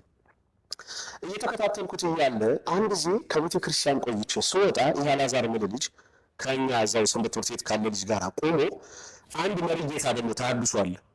መሪጌታ ነው ብሎ ተሐድሶ ተብሎ ቆሞ እያወሩ እያለ እንግዲህ አሁን ይህ አላዛር የሚል ከዚህ ተሐድሶ ጋር ቆሞ እየጠበቁ ነው። ልክ እሱ ሲመጣ ነው በቃ በወር የጠመዱት። በቃ የሆነ መስራት አስቦ ነው። ምንድን ነው ስወጣ ነው ይህ ተሐድሶ እዚህ ያለው መሪጌታ ምን ይላል? እንዴ እኮ የኛ ልጅ ነው ይላል። እኔ እኮ ነኝ እየወጣሁ ነው። እኔ ተመልከት ነው እየወጣሁ ነው። ምናምን ሰው ማለት ድንበድ ልታያቸው እኮ ነው የሚባል ድንበድ ልታያቸው ዘውዴ ነው ምናምን አለ። ድንበድ የሚባል ይላል ከዚህ ካላዛር የሚባል ያገኛል እዚህ እየመጣ ስለሚያወራ ማለት ነው። ይሄን እንደወረደ ወስዶ እንዴ ወደል ታያቸው ምናምን ታድሶ ምናምን ብሎ እኮ የሆነ ታድሶ እዚህ ነገር የተባለ ያ ስለዚህ ማን ይላክ የራሴ ጓደኛ ሳባን ላኳት የራሴ ጓደኞች እኮ ነው ሳባን እንሂድና እስኪ ድሉ ምን እንደሆነ ምናምን አጥርቅ ምናምን ተውስ ቼክ አርጊ ምናምን ተብሎ እኔ ምን ላስ ነበር መሰለህ ካሉኝ ማንንም ያገባሽ የለም ምናምን እንደዚህ ነበር ብላት እና እሷ እንትልኛለች በአለም እንዴት ቻልከው አንተ ብትቀረብ አላገባህም የምትል ልጅ ናት። ስለዚህ ለመሰለል መጣች። ነገሮች እንደዛ ሆኑ። ከዛ በኋላ በቃ ፍቅር ተጀመረ፣ ሰላም ሆነ። ፍቅር ተጀመረ። አስታውሳለሁ እሱን ካላገባሁ እሷን ካላገባሁ መባባል ተጀመረ። ከዛ በዛ ሂደት ውስጥ እያለን ሽማግሌ ተላከ። ኦፍኮርስ አባትዬ በደንብ ተቀበልን። በቃ ልጅን ያገባ እሱ ነው ተባለ። 3500 ብር ነው የተዳርኩት። የድግስ ወጪው 3500 ብር ነው። መቼ ነው? 2005 ነው 2004 2005 እንግዲህ ዓመተ ምህረት ነው ስታለው ያለው ነገር ያለው እንትን እንዳትል ደግሞ እሷ ስትሰማ እንትን እንዳትልና አንቺ ሰርጉ ነው እንዴ? ጥምቀት እኮ ነው የሚመስል ማለት እንዴ? ጥምቀት እኮ ነው የሚመስል አንተ ከተማው ቀርቷል እንዴ? አልቀረም እኮ የቀረሰው የለም እኮ በቃ በሚገርም ሁኔታ ሰርግ ተደርጎ ምናምን ነገር 3500 ብር አንተ በዛ ሰዓት እንግዲህ እስኪ እኔ እንደው ይገርመኛል። እኔ 3500 ብር ሰርግ በጣም እግዚአብሔር ሲባርከው ነው። በጣም አድርቆ በሚቀጥለው ለመልስ ተብሎ ሁሉ እኮ ተወሰው መልሱ እኮ ራሱ ሰርግ ነው። መልሱ ራሱ ሰርግ ነው። እኔ ከምኖርበት በዚህ በፋሲሎ ጀርባ ነው ምን እዚህ ፋሲሎ ትምህርት ቤት ከዛ ወጥቼ እነሱ ቤት እስክትል ድረስ ፋሲሎ ትምህርት ቤት ዞር እንዳልክ ሁለተኛ መታጠፊያ ነው። በእግራችን ነው ጥምቀት ነበር ይመስል መልሱ ራሱ የሚገርም ነበር። ከዛ በኋላ እንግዲህ ትዳር ተጀመረ ማለት ነው። አሁን የሶስት ልጆች አባት ነኝ። በጣም ደስ ብሎኛል። አሁን ስለ ትዳር እንደዚህ ነው የሚባለው ነገር ሌላ ጊዜ ከእሷ ጋር ቢሆን የምናወራቸው ነገሮች ሊኖሩ ይችላሉ እንትን እንላለን እና ይሄ ሶስተኛው ምዕራፍ በዚህ እንቀጥል። እሱ በፊት ጎዳና ሕይወት ላይ ጌታዬ ሆይ የዝናብ ድምጽ እየሰማሁ እንትን ነበርና አግብተህ የመጀመሪያው ስሜት አለው ድስት ሙሉ ምስር የበላበት ማለት ነው። ከዛ አግብተህ ደግሞ ሌላ ነው እሱ ሌላ ምን አይነት ከዛ በኋላ ቻሌንጁ ከባድ ነበር። አንተ የመጀመሪያ ጊዜ ቤት በቃ ስንገባ እሷም ከእናቷ ተለይታ ነው እኔ ጋር የምትኖረው። በነገራችን ላይ አንድ ፍራሽ ነበረኝ። አንድ 14 ኢንች ቴሌቪዥን ወጣ። ከዛ ብረት ድስት ጎማ የሆነች ጀሪካ ነገር ምናምን ነው። በጣም በሚገርም ሁኔታ ማለት ነው። ህይወት በጣም እንትን ይላል። ደስ የሚል ነበር። ብዙዎች እሱን እንዴት አገባች ብዙ ነገር አለ። አሁን እኔ እንደዚህ ማልነግርህ በሽምግልና ወቅት የሆኑ ነገሮች የተባሉ ነገሮች አሉ። እሱን አላነሳም። ምን አሁን ያ ሰው ጎዳና ሕይወት የነበረኝን አይቶ እሷን እንዴት ሊያገባ ይችላል ብሎ የነገ ተስፋ አለ። ሽማግሌ ብላ ብትጠራው እንዴት ምናምን ብሎ እነሱ ወራፍ ላይ ስተኛ ነው ያውቀኝ እሱ። ከዛ በኋላ ነገርን እንደሚለውቅ እግዚአብሔር ያልተረዳ ሰው ስለሆነ ደካማ ነው ብዬ ተውኩት። በቃ አልነው ሌላ ጊዜ በሰፊው ስለዚህ ጉዳይ አወራለሁ። እሱ ደግሞ ሌላ ታሪክ ስለሆነና ይሄን እንጂ ተሰማኝ ስሜት አንተ አስበሃል። በቃ ያንተ የምትላት አካልህ ምናምን ከክንድ ላይ ምናምን ምን ተውይተህ እየላጠ ነው ስታወራ በኢየሱስ ባህር ዳር አካባቢ ነበር መሰሪያ ያን ጊዜ ሰርቪስ ሰራለሁ የተማሪዎች ሰርቪስ እና ህይወት ማለት ነው። ባህር ዳር አካባቢ ብዙም አልቆየሁም ወጣሁ ወደ ከዛ የጓደኛዬን የነገርኩ ይሄ ባንክ ማናጀር የሆነ ጓደኛ አለኝና የሱ ታክስ ነበረች። የሱን ታክስ ነው ያስኩለት። 6 ወር ከሰራ በኋላ ስኮድ አለፍኩ። ስኮድ ነው የገባሁት። ሹፌር ነው 960 ብር ነው ደሞዜ። 700 ብር ነው እኮ ተከራይቼ የምኖረው የቤት ኪራይ 700 ብር በ270 ብር ይኖራል እንዴ? አንተ የምትቀልድ ግን ምን መሰለህ ሌላ ስኮድን እንደገባህ በየቦታው ነገስ ይሰጣል። ቤተክርስቲያን መቼም መኖርህ እዛም እንትን ማለትህ ሰው ያው ያለ ከትናንት እንዲህ የነበር ሰው እንዲህ ነው ትባላለህ። ብዙ በቃ ነገሮች አሉና ደስ የሚል ነገር ነበረው። ቻሌንጁ ደግሞ በጣም ብዙ ነበር። አልዋሽህም ደስ ይል ነበርና የመጀመሪያው ቀን የሚገርም ነበር። በቃ መጀመሪያ ላይ አብረን አድረን ወደ ጊዮርጊስ ስትሄድ ወደ ስርዓቱ ስትሄድ አብረን ነበር ይሄን። ከዛ የዛን ቀን ሰርግ ነበረ። ሰርጉ ካለቀ በኋላ ሚዜ ወደ ቤታቸው እንደሄዱ ምናምን አብረን ነበር የተኛው ነው አንድ ሚዜ ምናምን ባንድ ላይ ሆኖ። በነገራችን ላይ ሚዜዎችን ቀላቅዬ ነው ያደረኩ። እንዴት አድርጌ መሰለህ ከአገልጋይ ካለማይ ተብሎ ከሚታሰቡት ልጆች እያልኩ ቀላቅዬ ነው ያደረኩት። በጣም በሚገርም ሁኔታ አዎ የሚገርም ነገር ማለት ነው። እና ደስ ይል ነበር። ከዛ ሁለተኛው ቀን ሶስተኛው ቀን ሲል ሰው ሲሄድ ምናምን ሲል ምናምን በተረፈው ብር ለመጀመሪያ ጊዜ ጎልድ ፍራሽ ተገዝቶ መጣ። አንተ የሚገርም እኮ ነው። ያን የቤታችን ስዕል አለ ከቤት እሱ ሁሉ ስጦታ ልጆች የፈረሙበት ምናምን አለ በክብር አስቀምጬዋለሁ። ከዛ አሁን በቃ ያን ቀጠም እዛ አውስኮድም ስራ ከዛ ወጣሁ። እዛ አውስኮድ ወጣሁ። ወጥቼ ዝም ብዬ ሰው ግግም ብሎ ሱቅ ይከፍታል። አንተ ግን ሱቅ ከፈትኩ። ሱቅ ከፈትኩ። አንተ ወረት ላይ ወረት ይለኛል ፋዘር ሄድኩ ጣውላ ምናምን እንትን አልኩኝ። ጓደኞቼ እናንተ መደርደሪያ ሰርቼ ዝም የሆነ ዕቃ አምጥቼ አስቀመጥኩና እንደዚህ አልኩ እና ፈቃድ የሚያስወጡት ገቢዎች ሰራተኞች መጥተው ፈቃድ አይወጣም ምናምን ሲሉ ስትይ ባዶ ነው። ምንድን ብለሽ እናወጣለን እንጂ እንወቅልሻለን እንጂ ነገር ብለሽ ብቻ ጻፍ። የቀይ ምን እናድርጓለች አካባቢ ታደርጉ እንግዲህ አንድ ሺህ ብትይ ምናምን እንዴት የሚቆጠር እኮ 3 ዕቃ ነው ያለኝ እኮ 3። ኧረ በስመ አብ። ከዛ እሷም እንግዲህ እንትን እንዳትል ምናምን አለች። አይ በቃ እንደዚህ ብለሽ ጻፊው በቃ ምናምን ብዬ የሆነ ቁጥር ነገርኳትኝ። እሷም ሄዳ 1000 ብሩን ጽፈዋለች። ከዛ ግን ፋይል ከመሳ ነው በቃ ግን ደግሞ ቤት እኛ ቤት ጋር መጥቼ ስለከፈትኩበት ደግሞ ትንሽ ቅር ብሎታል። እንዴት ቤቱን ምናምን ነገር አይነት ነገር ደበረው ትንሽ። ጠርቼ ነገርኩት በቃ ፋዘር መለወጥ ካለብን አንተ መለወጥ ካለብህ የእህቴንም ኑሮ እንድለውጥ የራሴን ኑሮ እንድለውጥ ማድረግ ካለብኝ እንዳደርግ የምትፈቅድ ከሆነ ይሁን። ምን ካልክ ግን በቃ ምን ማድረግ አልችልም። በቃ ሶሪ በቃ። ከዛ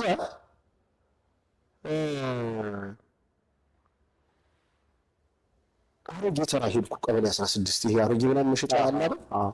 ሂጅ ዝም ብዬ ስመለከት የሚሰራን በቃ ምናምን ነገር አለ። ኧረ በጌታ እንዴ የሚሰራ ከዚህ ምን ያደርጋል? ትንሽ ደግሞ ስሰራ እዛው ስኩት የመካኒኮች ሹፌር ሁኜ ምናምን አብሬ ዙር ያለሁ ምናምን አንዳንድ ከነሱ ጋር አብሬ እፈታለሁ፣ ገጥማለሁ። ብሬም ደግሞ በልጅነቴ ጋራጅ ምናምን መካከር ያለው እንትኑ አለኝ።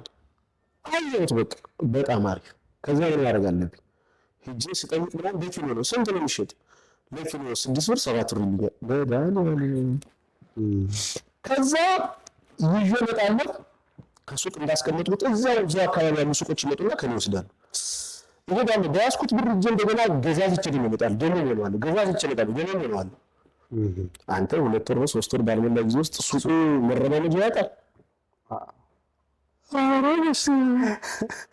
መረማመጃ አጣ ነው የምልህ። መረማመጃ አጣ በቃ ሱቁ እንዴት ይልዝል ካንዱ ዳል። ከዛ ኧረ ተመስገን አምላክ። አሁን ምንድን ነው ማድረግ የሚገባኝ?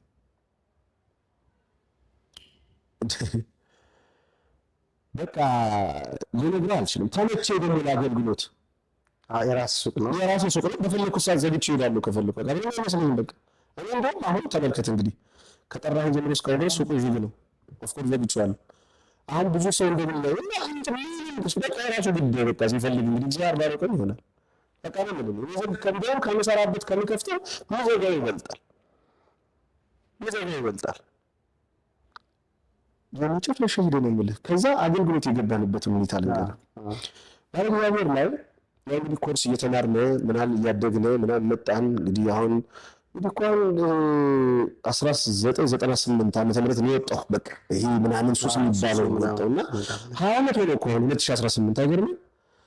ልክ የሆነ ጊዜ ሰዓት ላይ ግን አስተማሪ ብለን ስንጠራ ምናምን ስንል ፕሮግራም መሪ ብለን ስንጠራ መጣው ይላል። በቃ ልክ 4 ሰዓት ላይ እኛ ደግሞ በቃ ቀጥታ መጀመር አለበት። 400-500 ተማሪ ነው የሚጠብቅህ። መጥቶ እዛ ወጣት አዳራሽ ነው የሚሞላ እንዴም እስከምሽት ድረስ በቃ ከዛ መጥራቱ ምንድን ነው ግን የምንፈልገው?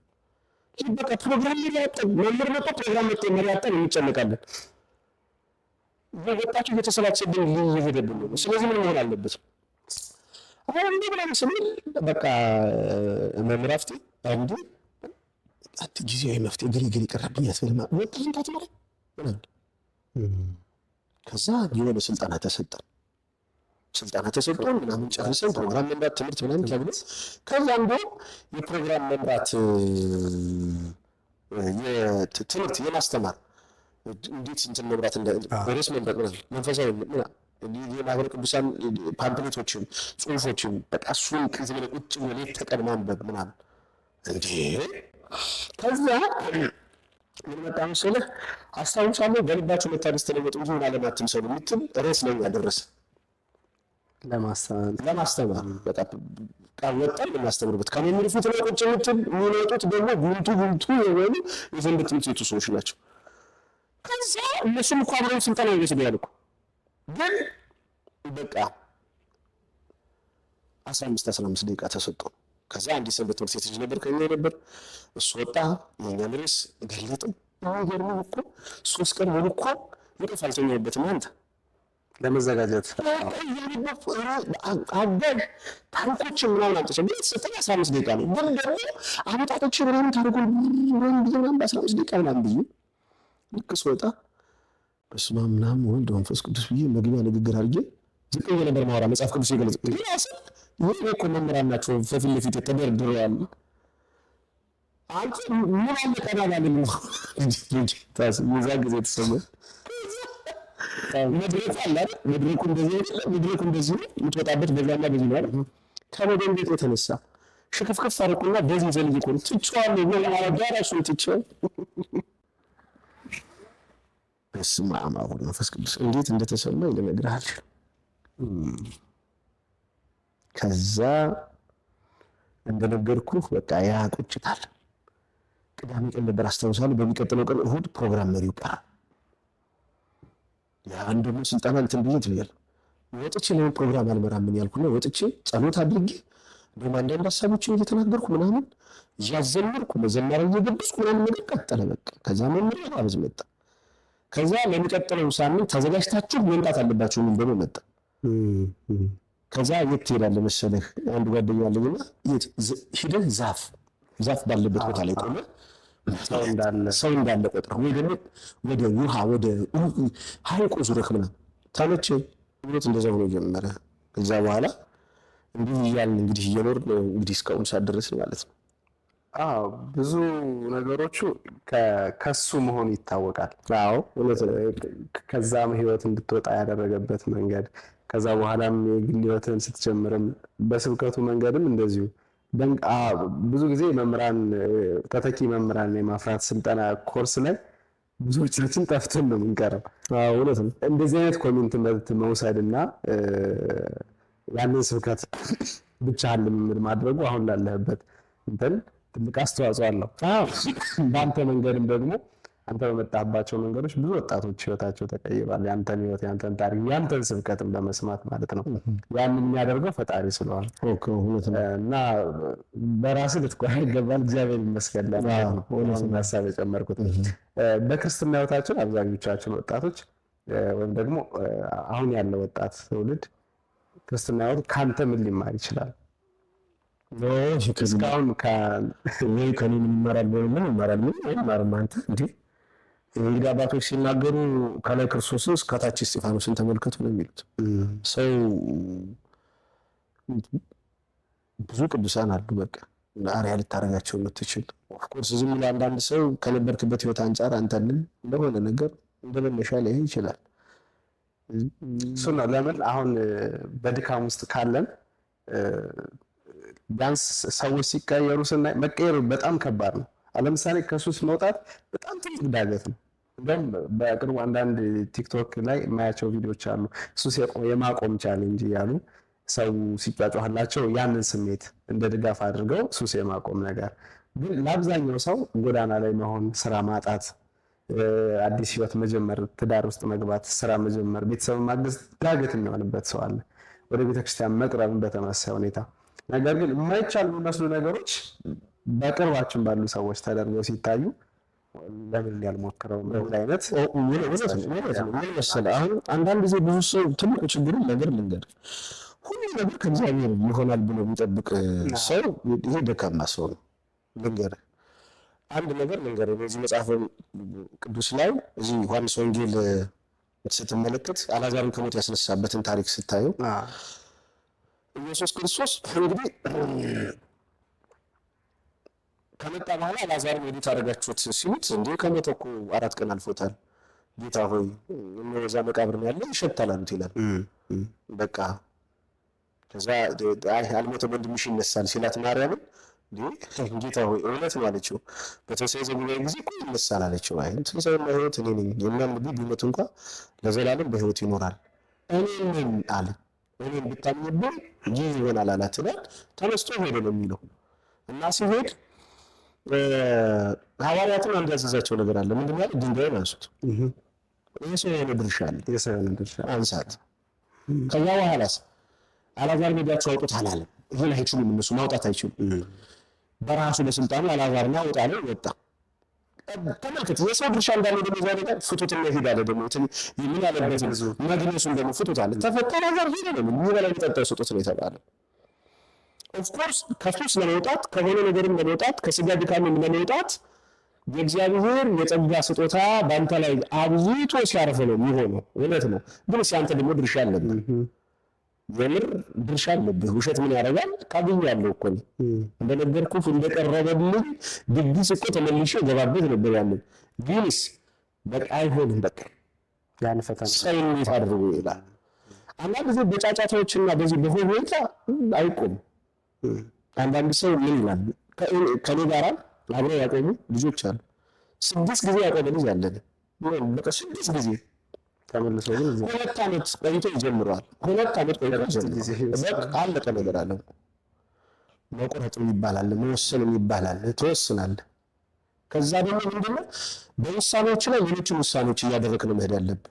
ለምሳሌ ህይወትን የሚባለውን ነገር አንተ የተፈጠርክበትን ዓላማ ቆም ብለህ ማሰብ። ለምን የተፈጠርኩት?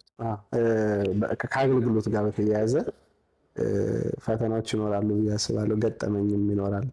የተለየ ገጠመኝ ወይም እንደ ቻሌንጅ ከዚህ ሁሉ ነገርስ የሚያስብልም ሊሆን ይችላል። በጣም ደግሞ በአድናቆት ፍቅሩን እንዲጣበቅብህ ያደረገ ገጠመኝ ካለ? አዎ አገልግሎት ነው። ምን አለ መሰለህ፣ ያው እንግዲህ እንደነገርኩህ እንዲህ መቼም እንደምታውቁ ሙሉ ሰው ሆነን አይደለም ወደዛ ነገሮች የምንመጣው። እንደነገርኩህ በብዙ የስጋ ድካም ውስጥ አለ። አባሽ ግን ለአገልግሎት ትልቁ ፈተና የሚሆነው ነገር ምንድን ነው ካልከኝ፣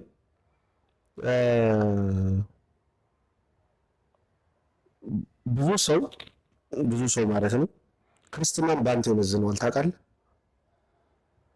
እንዲህ ኧረ በጌታ እኮ ሰው ነን፣ እንዲህ ሰው ነን በጣም እውነት ነው። ክርስቲያን መንፈሳዊ ሰው በተለይ ደግሞ አገልጋይነትን ደርቦ እንደያዘ ሰው ከዛ ሰው ብዙ ነገር ይጠበቃል። ግንስ በጣም ትልቁ ቻሌንጅ ምን እንደሆነ ታውቃለህ? በጣም በዚህ በአገልግሎት በጣም ትልቁ ካየሁት ፈተና ሰው መሆኑን የሚዘነጉብኝ በጣም ብዙ ሰዎች ተፈጠሩብኝ። ታውቃለህ? ለምሳሌ ሻውን ነገር ፈጠን ብሎ መጉረስ እኮ አልችልም፣ ይጨነቃሉ። እንደኛ ማለት የራሱ ጉዳይ ምናምን እላለሁ እንጂ ምናምን እላለሁ። ፈጠን ነው ትጉርስ። አንዳንድ ሰው በአግራሞት እንደዚህ ያያል እሱ ነገር ምናምን ይልሃል። እንዲ ያ መምርጭ ወዲ ምናምን አንተ ቁጭ ብለህ ከሰው ጋር ሻይ ቡና እያልክም ቢሆን የሆነ ነገር እየጠጣህም ቢሆን ሲያይህ እንዲህ ይልሃል። አንዳንዱ ደግሞ ምን ይላል መሰለህ፣ የተፈቀደ ነው ለካ እነሱ ሲያደርጉት ብሎ ደግሞ የሚጠፋብን ይኖራል። ይህ በጣም ትልቁ ሰቀቀሌ ነው። ምን ባልወጣ ነበር ብዬ የምመኝባቸው ጊዜያቶች አሉ፣ በጣም በሚገርም ሁኔታ ማለት ነው። ከዛ ደግሞ ደስ የሚል ነገር ደግሞ ካልክ በጣም ብዙ ወጣቶች ደበጋ ለእግዚአብሔር የጽዋ ማህበር ውስጥ ላይ በነበርንበት ጊዜ በብዙ መልኩ እኔን ደግፈው እዛ እንዳደረሱኝ ሁሉ በተለይ ባለ እግዚአብሔር ላይ ሰንበት ትምህርት ቤት እንዳለ ሙሉ ማለት ትችላለህ። አሁን ላይ ደግሞ ብዙ ሰዎች እስኪ ሀሳብን ስጠን ምን ባድርግ ይሻላል ምናምን ብለው መጥተው ለነዛ ሰዎች ትንሽ ነገር ተናግረህ እኮ ነው ብዙ እኮ አይደለም መጥተው አግኝቻቸው የአንድ ቀን የሁለት ቀን ነው።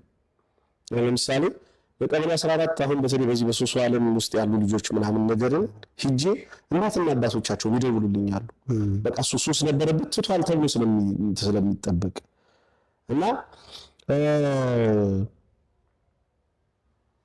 ሂጄ አንድ ቀን ሁለት ቀን ከቤታቸው ተመላልሼ በቃ የሆነ ነገር በቃ ተለውጠው ምናምን ተደውሎ ዛሬ የሆነ ነገር አደረጉ ተብሎ ስጠራ በቃ ነፍሴ እንዴት ሐሴት እንደምታደርግ ልነግርህ አልችልም። በቃ የሚገርም ነገር አለው። ያ ደስ ይለኛል በጣም እንትን እልበታለሁ። ከዛ በተረፈ ደግሞ ሁሉ ጊዜ የሆነ ፕሮግራም እያበዙ ምናምን ትልቁ ፈተና ልንገርህ ሱስ እንዴት ነበር ብለው የሚጠይቁኝ ሰዎች አሁን ሱስ እንዴት ነበር ተብሎ ይጠይቃል። ጌታ ኢየሱስ ነው አሁን ሲጠሩ ምን ይላል መሰለህ በሱስ የተያዙ ሰዎች ናቸውና እንዴ ምናምን ነገር ኦፍኮርስ ጥሩ ነው እኮ ግን ሁሉ ጊዜ እኔ ሱስ ነበረብኝ ከሱስ ወጥቻለሁ ማለት ለዛ ሰው ምናልባት ትንሽ የሆነ ነገር አስተዋጽኦ ሊያደርግለት ይችላል ነው እንጂ በመሰረታዊ የሆነ ለውጥ እኮ ሊያመጣ ይችላል። ሌላ ፈተናም ሊሆን ይችላል። እንደገና እንደውም እንዴ እሱ ነበር እንዴ ምናምን ይላል። አንዳንድ ጊዜ ሻውን ልንገር የራሱ ጓደኞች አሉ አንዳንድ ጊዜ ትናንት ምንም ሰማይቀሙ ሱስ የሌለባቸው ልጆች አሁን ዛሬ የሚቀሙ አሉ። እና አንዳንድ ጊዜ እንደውም እኔ የሆነ ነገር ልላቸው ሲል አንተ እስቲ በቃ ድረስ እዚህ ጥግ ድረስ እንትን ብለህ ነው በእኔ በጣም ጓደኞችን መምከር አልችልም። እኔ አብረው እነሱ እየቃሙ ቁጭ ልል እችላለሁ አብሬያቸው ምንም ችግር የለብኝም። ለሌላው ሰው ደግሞ መሰናክል ላለመሆን እጠነቀቃለሁ። ምክንያቱም ሰው ቢመለከት ምናምን እንዳይል ብዬ እላለሁ። አሁን በሰፈር ያሉ ጓደኞችን እኔን እንደ ትልቅ በቃ ምን ብዬ ልንገርህ የሆነ ችግር በተፈጠረ ቁጥር የሆነ ነገር በሆነ ቁጥር በቃ እሱ አለ ምን በቃ ጥሩ ነው። ግን ሁሉ ጊዜ ስለ ሱስ ያንን ሰው ማስደንገጥ ነው የሚሆነው ሁሉ ጊዜ መናገር ማለት ነው። በቃ ይሄናችሁ እንደሱ ብለህ ከምትላቸው ይልቅ በቃ ከዚህ አይነት ህይወት የሚያወጣው ምክንያቱም በክርስቶስ ኢየሱስ ጸድቄአለሁ ድኛለሁ ከኃጢአት ርኩሰት ታጥቤ ነጽቻለሁ ብሎ ማህተብ አድርጎ የሚንቀሳቀስ ሰው ግን ደግሞ ለባርነት ተይዞ እየተሰቃየ እንዳለ ነግረህ በእግዚአብሔር ቃል ወደሚመጣበት በዛ ሲስተም ውስጥ የሚገባበትን ነገር ማሳየት ነው እንጂ ድርቤል ሱስ ነበረበት አቆመ ምናምን ብለን በዚህ የምታስተምረው አይደለም። ሐዋርያው ቅዱስ ጳውሎስ ምን ይላል? በነፃነት ለሚኖር ክርስቶስ ነፃ ወጣን ነው የሚል እንግዲህ ጸንታችሁ ቆሙ ዳግም ለዲያብሎስ ባሪያ አትሁኑ ይላል። ሰው በክርስቶስ ኢየሱስ ነፃ የወጣ ሰው ከሆነ ከዚህ በኋላ ያ ሰው እንደ ስጋ ድካም የደከመበት ነገር አለ ባሪያ መሆን አያስፈልግም። ስለዚህ ከዚያ ባርነት ወጥቶ ወደሚደነቀው ብርሃን መጥቶ ህይወቱን የሚያስተካክልበትን የእግዚአብሔርን ቃል እያስተማርክ መቀጠል ነው። ምን ጊዜ ስለ ሱስ ብታወራው ትርጉም የለውም። ምን ይመጣል? ምንም እንትን አይልም። እና አገልግሎት ላይ እንዳልከው ትልቁ ፈተና ሱስህን እስኪ ግለጥልን አይነት ነገር ጥያቄ ይበዛብኝ ነበር። በጣም ነበር የሚሸማቀቀው። ደግሞ ተጠርቼ እሄድና የሆነ አገልግሎት ምናምን ብለው ይነግሩኝና ልክ እዛ ሂጅ ሳበቃ ቃለ መጠይቅ አለና ተነስተህ ብለህ ስትባል እንዲህ አትልም ትሄዳለህ። በጣም ይሄ አንዱ ትልቁ ችግር ነው።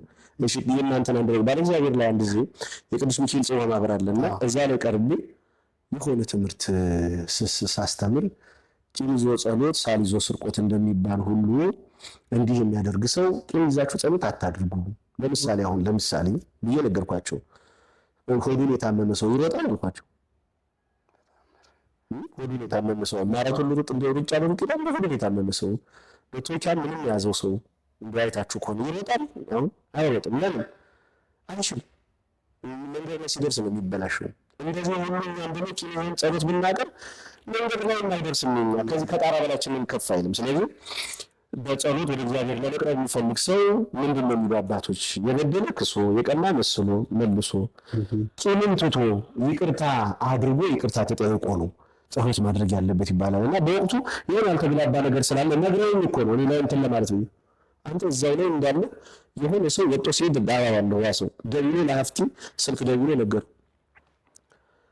የሆነ ምናምን እያለ ስለ እንትን ያወራል ምንድን ነው ምናምን ልክ እንደወጣሁ ለካ እዛው ነው እንዳለው ደውሎልኛል። አላነሳው ነገር እንትን ያልኩ ነው ደግሞ ዛሬ ምን ብለውት ይሆን አልኩኝ። ከዛ ሌላ ምንም አላልኩ በቃ። ከዛ ወጥቼ በቃ መደንደኔ ግን ደስ የሚል ነበር። የሚገርም ነገር ልጁ ባልደወልኩ ብሎ እንዳሰበኝ ትዝ ይለኛል፣ አስታውሳለሁ። ከዛ በኋላ ወጥቼ ልክ እንደሄድኩኝ ሳይክል ላይ ሆኜ ስልክ ደወልኩለት። አቤት አባቴ ደግሞ ምን አሉ ይሆን አልኩት። ያው ሲነግርህ ሀፍቴ በጣም እንትን ብሎ ኧረ ነገር እንዴት ነው ደህና ነህ ሰላም እንዴት ነው ትምህርት ዛሬ ነበረ እንዴት አዎ ምን ብለህ ነው እንደዚህ አይነት ሰው ደውልልኝ ምን ብዬ ይሆን አባቴ ሆዱን አሞት አንድ ሰው ይሮጣል ምናምን ብሎ ስለ እንደዚህ አይነት ነገር እና ምንድነው ትክክል አይደለም አገላለጥ ይሆናል እንግዲህ ግን ደግሞ ግን የተናገርኩት ይሄ ነው ስለ በቃ አባቴ እዚህ በኋላ እንደው የትም ቦታ እንዳገለግል እንዳትልከኝ አልኩት። በቃ ከዚህ በኋላ ማርያምን ደክሞኛል አልኩት።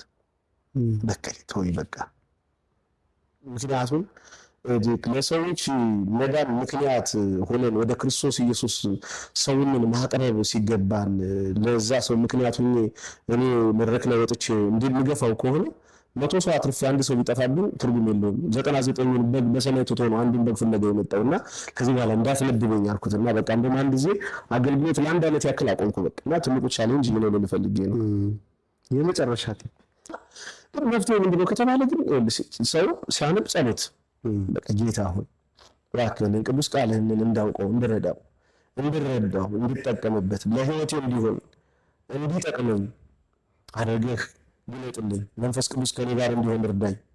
መንፈስ ቅዱስ ከሌለ ምንም የፈለከውን ነገር ብታደርግ አንድ ምዕራፍ አትሄድም። በቃ አንድ ምዕራፍ አትሄድም። በተለይ እኛ ክርስቲያን የተዋህዶ ልጆች ትልቁ ችግራችን ምንድን ነው ታውቃለህ? መጽሐፍ ቅዱስ ከማንበብ ይልቅ ትራሳችን ስር ነው የምናደርገው እንዳይቀጠቅጠን ብለን። ደግሞ እኮ የሚቀጠቅጠን እንደውም ትራሳችን ስር ሳናነበው ስንቀር እኮ ነው። እና ብዙ ሰው ችግር አለበት። አሁን እኮ በካፌ ላይ ብትቀመጥ ስልክህን ወጣ አድርገህ አንድ ምዕራፍ ማንበብ ትችላለህ። በሚገርም ሁኔታ መጽሐፍ ቅዱስ አሁን በሚገርም ደረጃ ተነግረህ ለእያንዳንዱ እኮ መፍትሄ ነው እኮ ለእያንዳንዱ ነገር መፍትሄ ጸሎት እኮ አለበት። እዛ ሰው ክርክር ቢኖርህ ሙግት ብትገጥም ፍርድ ቤት ብትቆም እኮ እንዲህ አንድ ነው እኮ ድል የምትነሳበት እኮ የመጽሐፍ ቅዱስ እኮ ነው። ሌላ እኮ መጽሐፍ ቅዱስ ነው፣ ሌላ ምንም ነገር የለም። እና ሰው መጽሐፍን ለማንበብ በጸሎት አድርጎ ግን ቋሚ የሆነ ፕሮግራም ቢያበጅለት በቀን አንድ ምዕራፍ 2 ምዕራፍ እያነበበ ያችን እየደጋገመ አሁን ሰው ምን መሰለህ ከምን መሰለህ መጽሐፍ ቅዱስን ለማንበብ ሲፈልግ ዘፍጥረት ይጀምራል። ዘፍጥረት እንደምታውቀው የልደት ታሪክ ነው፣ የፍጥረታት ታሪክ ነው። የተፈጠሩት ፍጥረታት ልደታቸው የሚዘረዘር ነው። ኦፍኮርስ ከ3 ፓርት ድረስ ደስ ሊል ይችላል።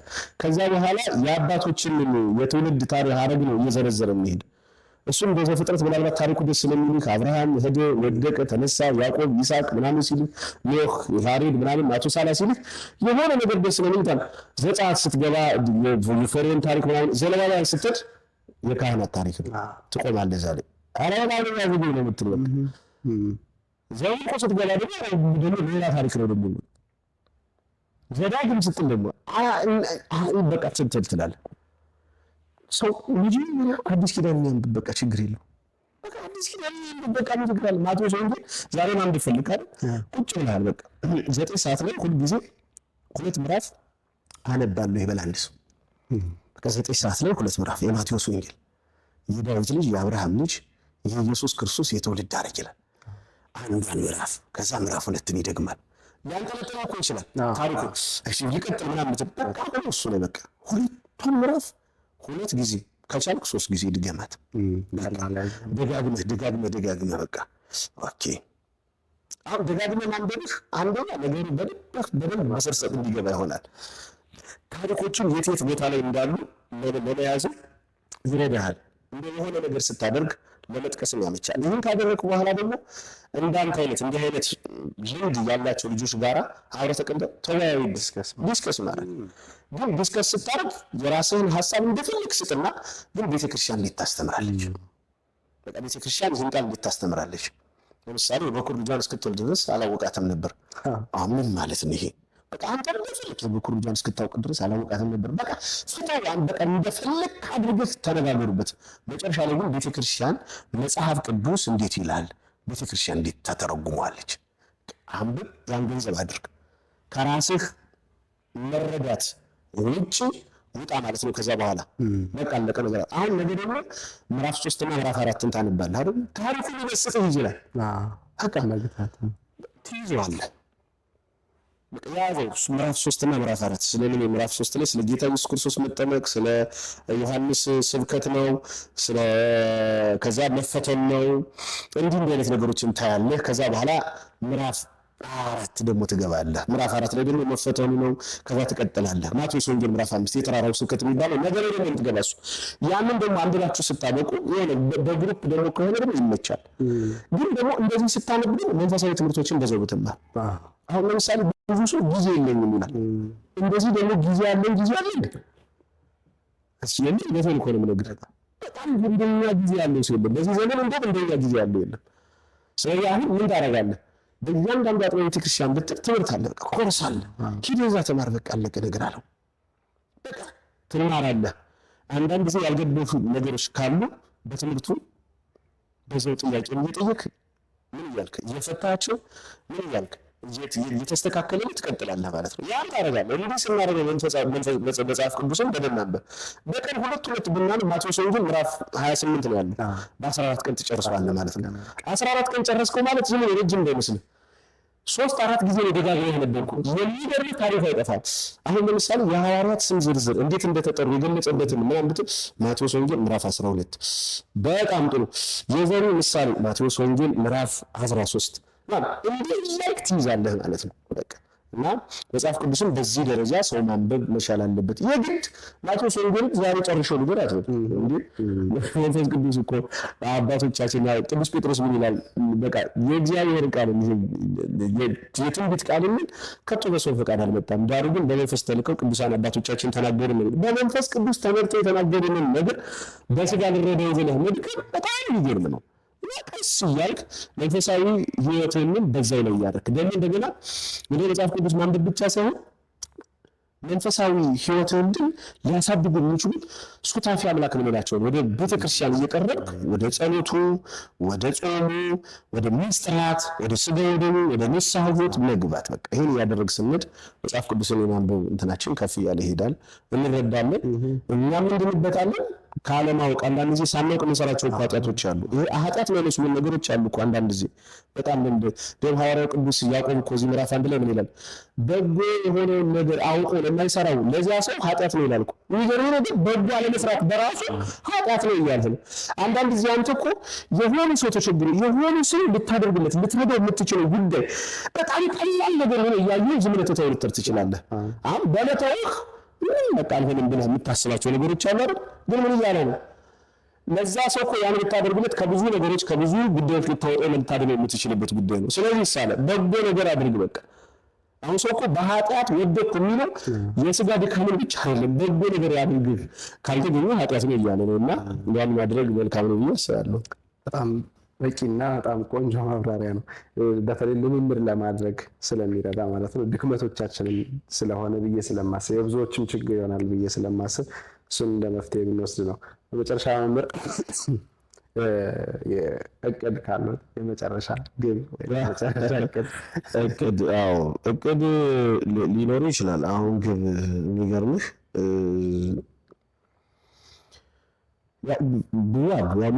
መንፈሳዊ ነገር እንዳለ እንትን አለው፣ ስጋዊ ነገርም አለው። እንግዲህ እንደነገርኩ የስጋ ረሃብ የነፍስን ረሃብ ያመጣል ይላሉ አባቶች። የስጋ ረሃብ የነፍስን ረሃብ እንዴት ነው ያመጣል ሊል ይችላል ሰው። ስጋ ሲራብ ለምሳሌ ቢርብህ ሰርተህ ማግኘት የምትችልባቸውን አጋጣሚዎች እያሉ ግን ደግሞ ሰርቄ በአቋራጭ ልክበር ብትል ነፍስህን ታስርባታለህ። ምክንያቱም ኃጢአት ስትሰራ እድፈቱ የሚመጣው ስጋ የሰራው ኃጢአት እድፈቱንም ለነፍስ ስለሚሰጥ ማለት ነው። ስለዚህ በስጋ ውስጥ ድክመት እንዳይኖር እተጋለሁ እያስባለሁ። እንደነገርኩ ትዳር አለ፣ ህይወት አለ፣ ልጆች አሉ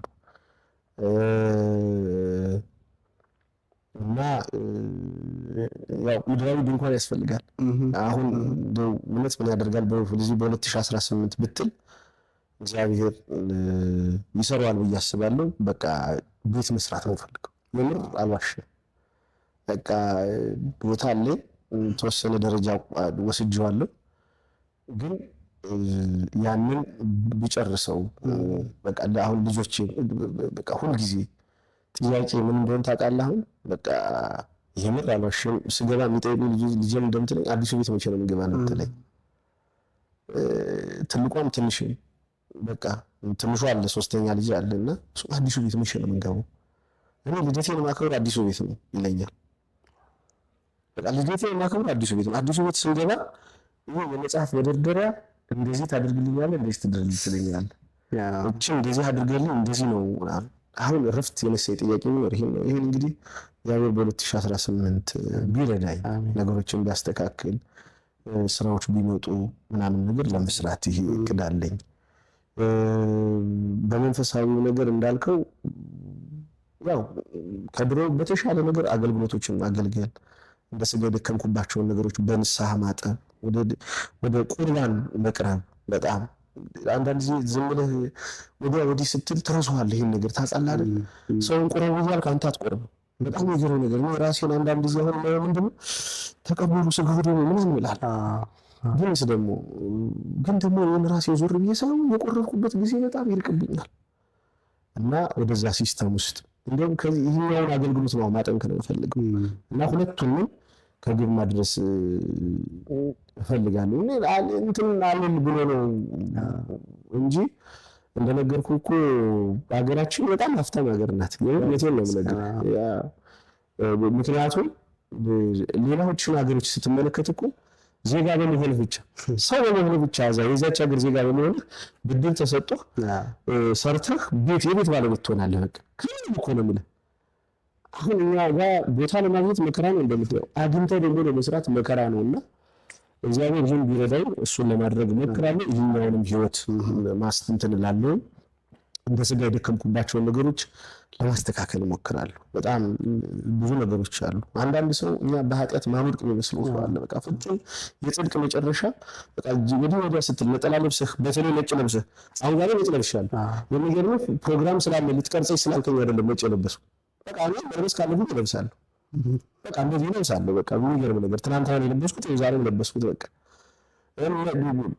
ኦፍ ኮርስ ባለፈው ታስታውስ እንደሆነ ጨርቁ ሱሪ ልብስ ነው እንደዛ ነው የምለብሰው። በቃ እና እንደ ስለሰው ሲሆን በቃ እንደ ውስጣችን በቃ ነገራቸው ሁሉ ጸጥ የሚል ይመስላቸው ሰዎች አሉና ያው ሰዎች ነው እግዚአብሔር ደግሞ ከኃጢአት እንዲጠብቀን በወደቅንበት ኃጢአት ደግሞ ንስሐ ገብቼ ለስጋው ደግሞ መብቃትን እሱን ተስፋ አደርጋለሁ። ይሄ ነው እንግዲህ እቅዴ። በቃ እግዚአብሔር ምኞትህን እቅዶችህን የሚያሳካ። በመጨረሻ ግን ማመስገን የምትፈልጋቸው ሰዎች ይኖራሉ? ብዙ ሰዎች ይኖራሉ። ብዙ በጥቂቱ ብዙ። የመጀመሪያ አሁን እንደነገርኩህ መጀመሪያ ማመሰግነው ሀብቴን ነው። እንደምታውቀው ነጋዴዎችን የመጀመሪያ ማመሰግነው እሱን ነው። በጣም አመሰግናለሁ። እንዲህ ነው እንዲህ አለ በቃ እሱ ስለሚያውቅ ማለት ነው። መድኃኒዓለም ያውቃል የውስጤን ነገር። ትምህርት ቤት ያሉ አገልጋይ ወንድሞች እነሱን አመሰግናለሁ። ከዛ በተረፈ ደግሞ ጓደኞች የምር በጎዳና ህይወት በነበርኩበት ጊዜ አሁን ሊስት አውት አድርጌ ይዤ መጥቼ ስማቸውን ብጠራ አዲስ ባለኝ ነበር። የምር በቃ ምንም ነገር እንዳይሰማኝ አድርገው በጣም ቀበሌ 4 ልጆች፣ ቀበሌ 5 ልጆች አሉ፣ ቀበሌ 12 ልጆች አሉ፣ ጓደኞች አሉ። በጣም የሚገርም ጓደኞች የምር መቸገሬ፣ መራቤን፣ መጠማቴን፣ መራቆቴን እንዳላስበው ያደረጉኝ ጓደኞች አሉ። እነሱን በጣም አመሰግናለሁ። በጣም ወዳችኋለሁ የኔ ጓደኞች ይላሉ።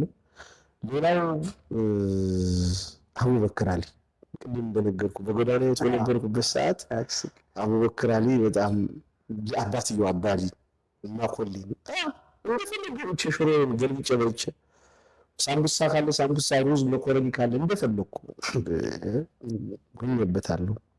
ስንዴ በጣም ተጠቃቀስ ስንዴ በጣም የምትገርም ሰው ናት።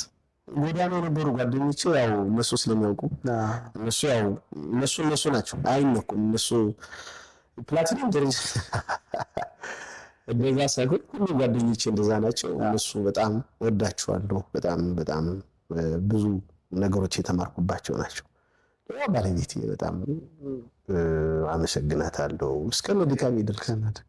እስከነ ድካሜ ኦፍኮርስ እንግዲህ 14 ዓመት ሊሆን መሰለኝ ከተጋባን አይደል? 14 ዓመት 14 ዓመት 14 ዓመት ምናምን ሆነን በዚህ ነገር ውስጥ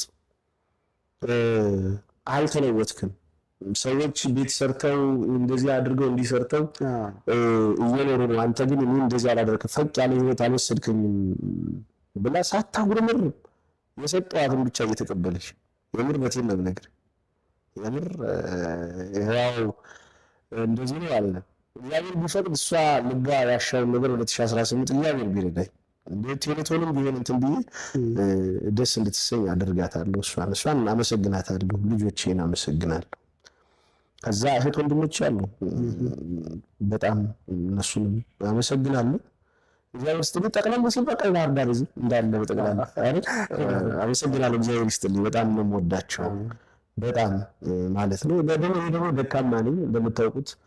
በጣም አንዳንድ ጊዜ በጣም እቆጣለሁና እንደምን እንዴት ምናምን ብላችሁ የምታኮርፉ ሰዎች በጣም ይቅርታ አድርጉልኝ ያለው ማለት ነው። እንግዲህ ሳላውቅ በጣም ማስቀየው ሰው ይኖራል ተባባልን ስትናገርም። አዎ አንዳንድ ድንግጥ የሚልብሃል እና እነሱንም ይቅርታ ጠይቃለሁ። አመሰግናለሁ። ምስጋና እንዳትቆርጥብኝ። በጣም እናመሰግናለን። እውነት ለመናገር ትልቅ መስዋዕትነትና ትልቅ አገልግሎት ነው ለእኛ። አንደኛ ከአንድም ሁለተኛ ቀን ነው። ሲቀጥል ይህንን ያህል ሰዓት ታግሰውን ይህንን የመሰለ ጊዜ ስለሰጡን በጣም እናመሰግናለን። እግዚአብሔር አመሰግናለሁ።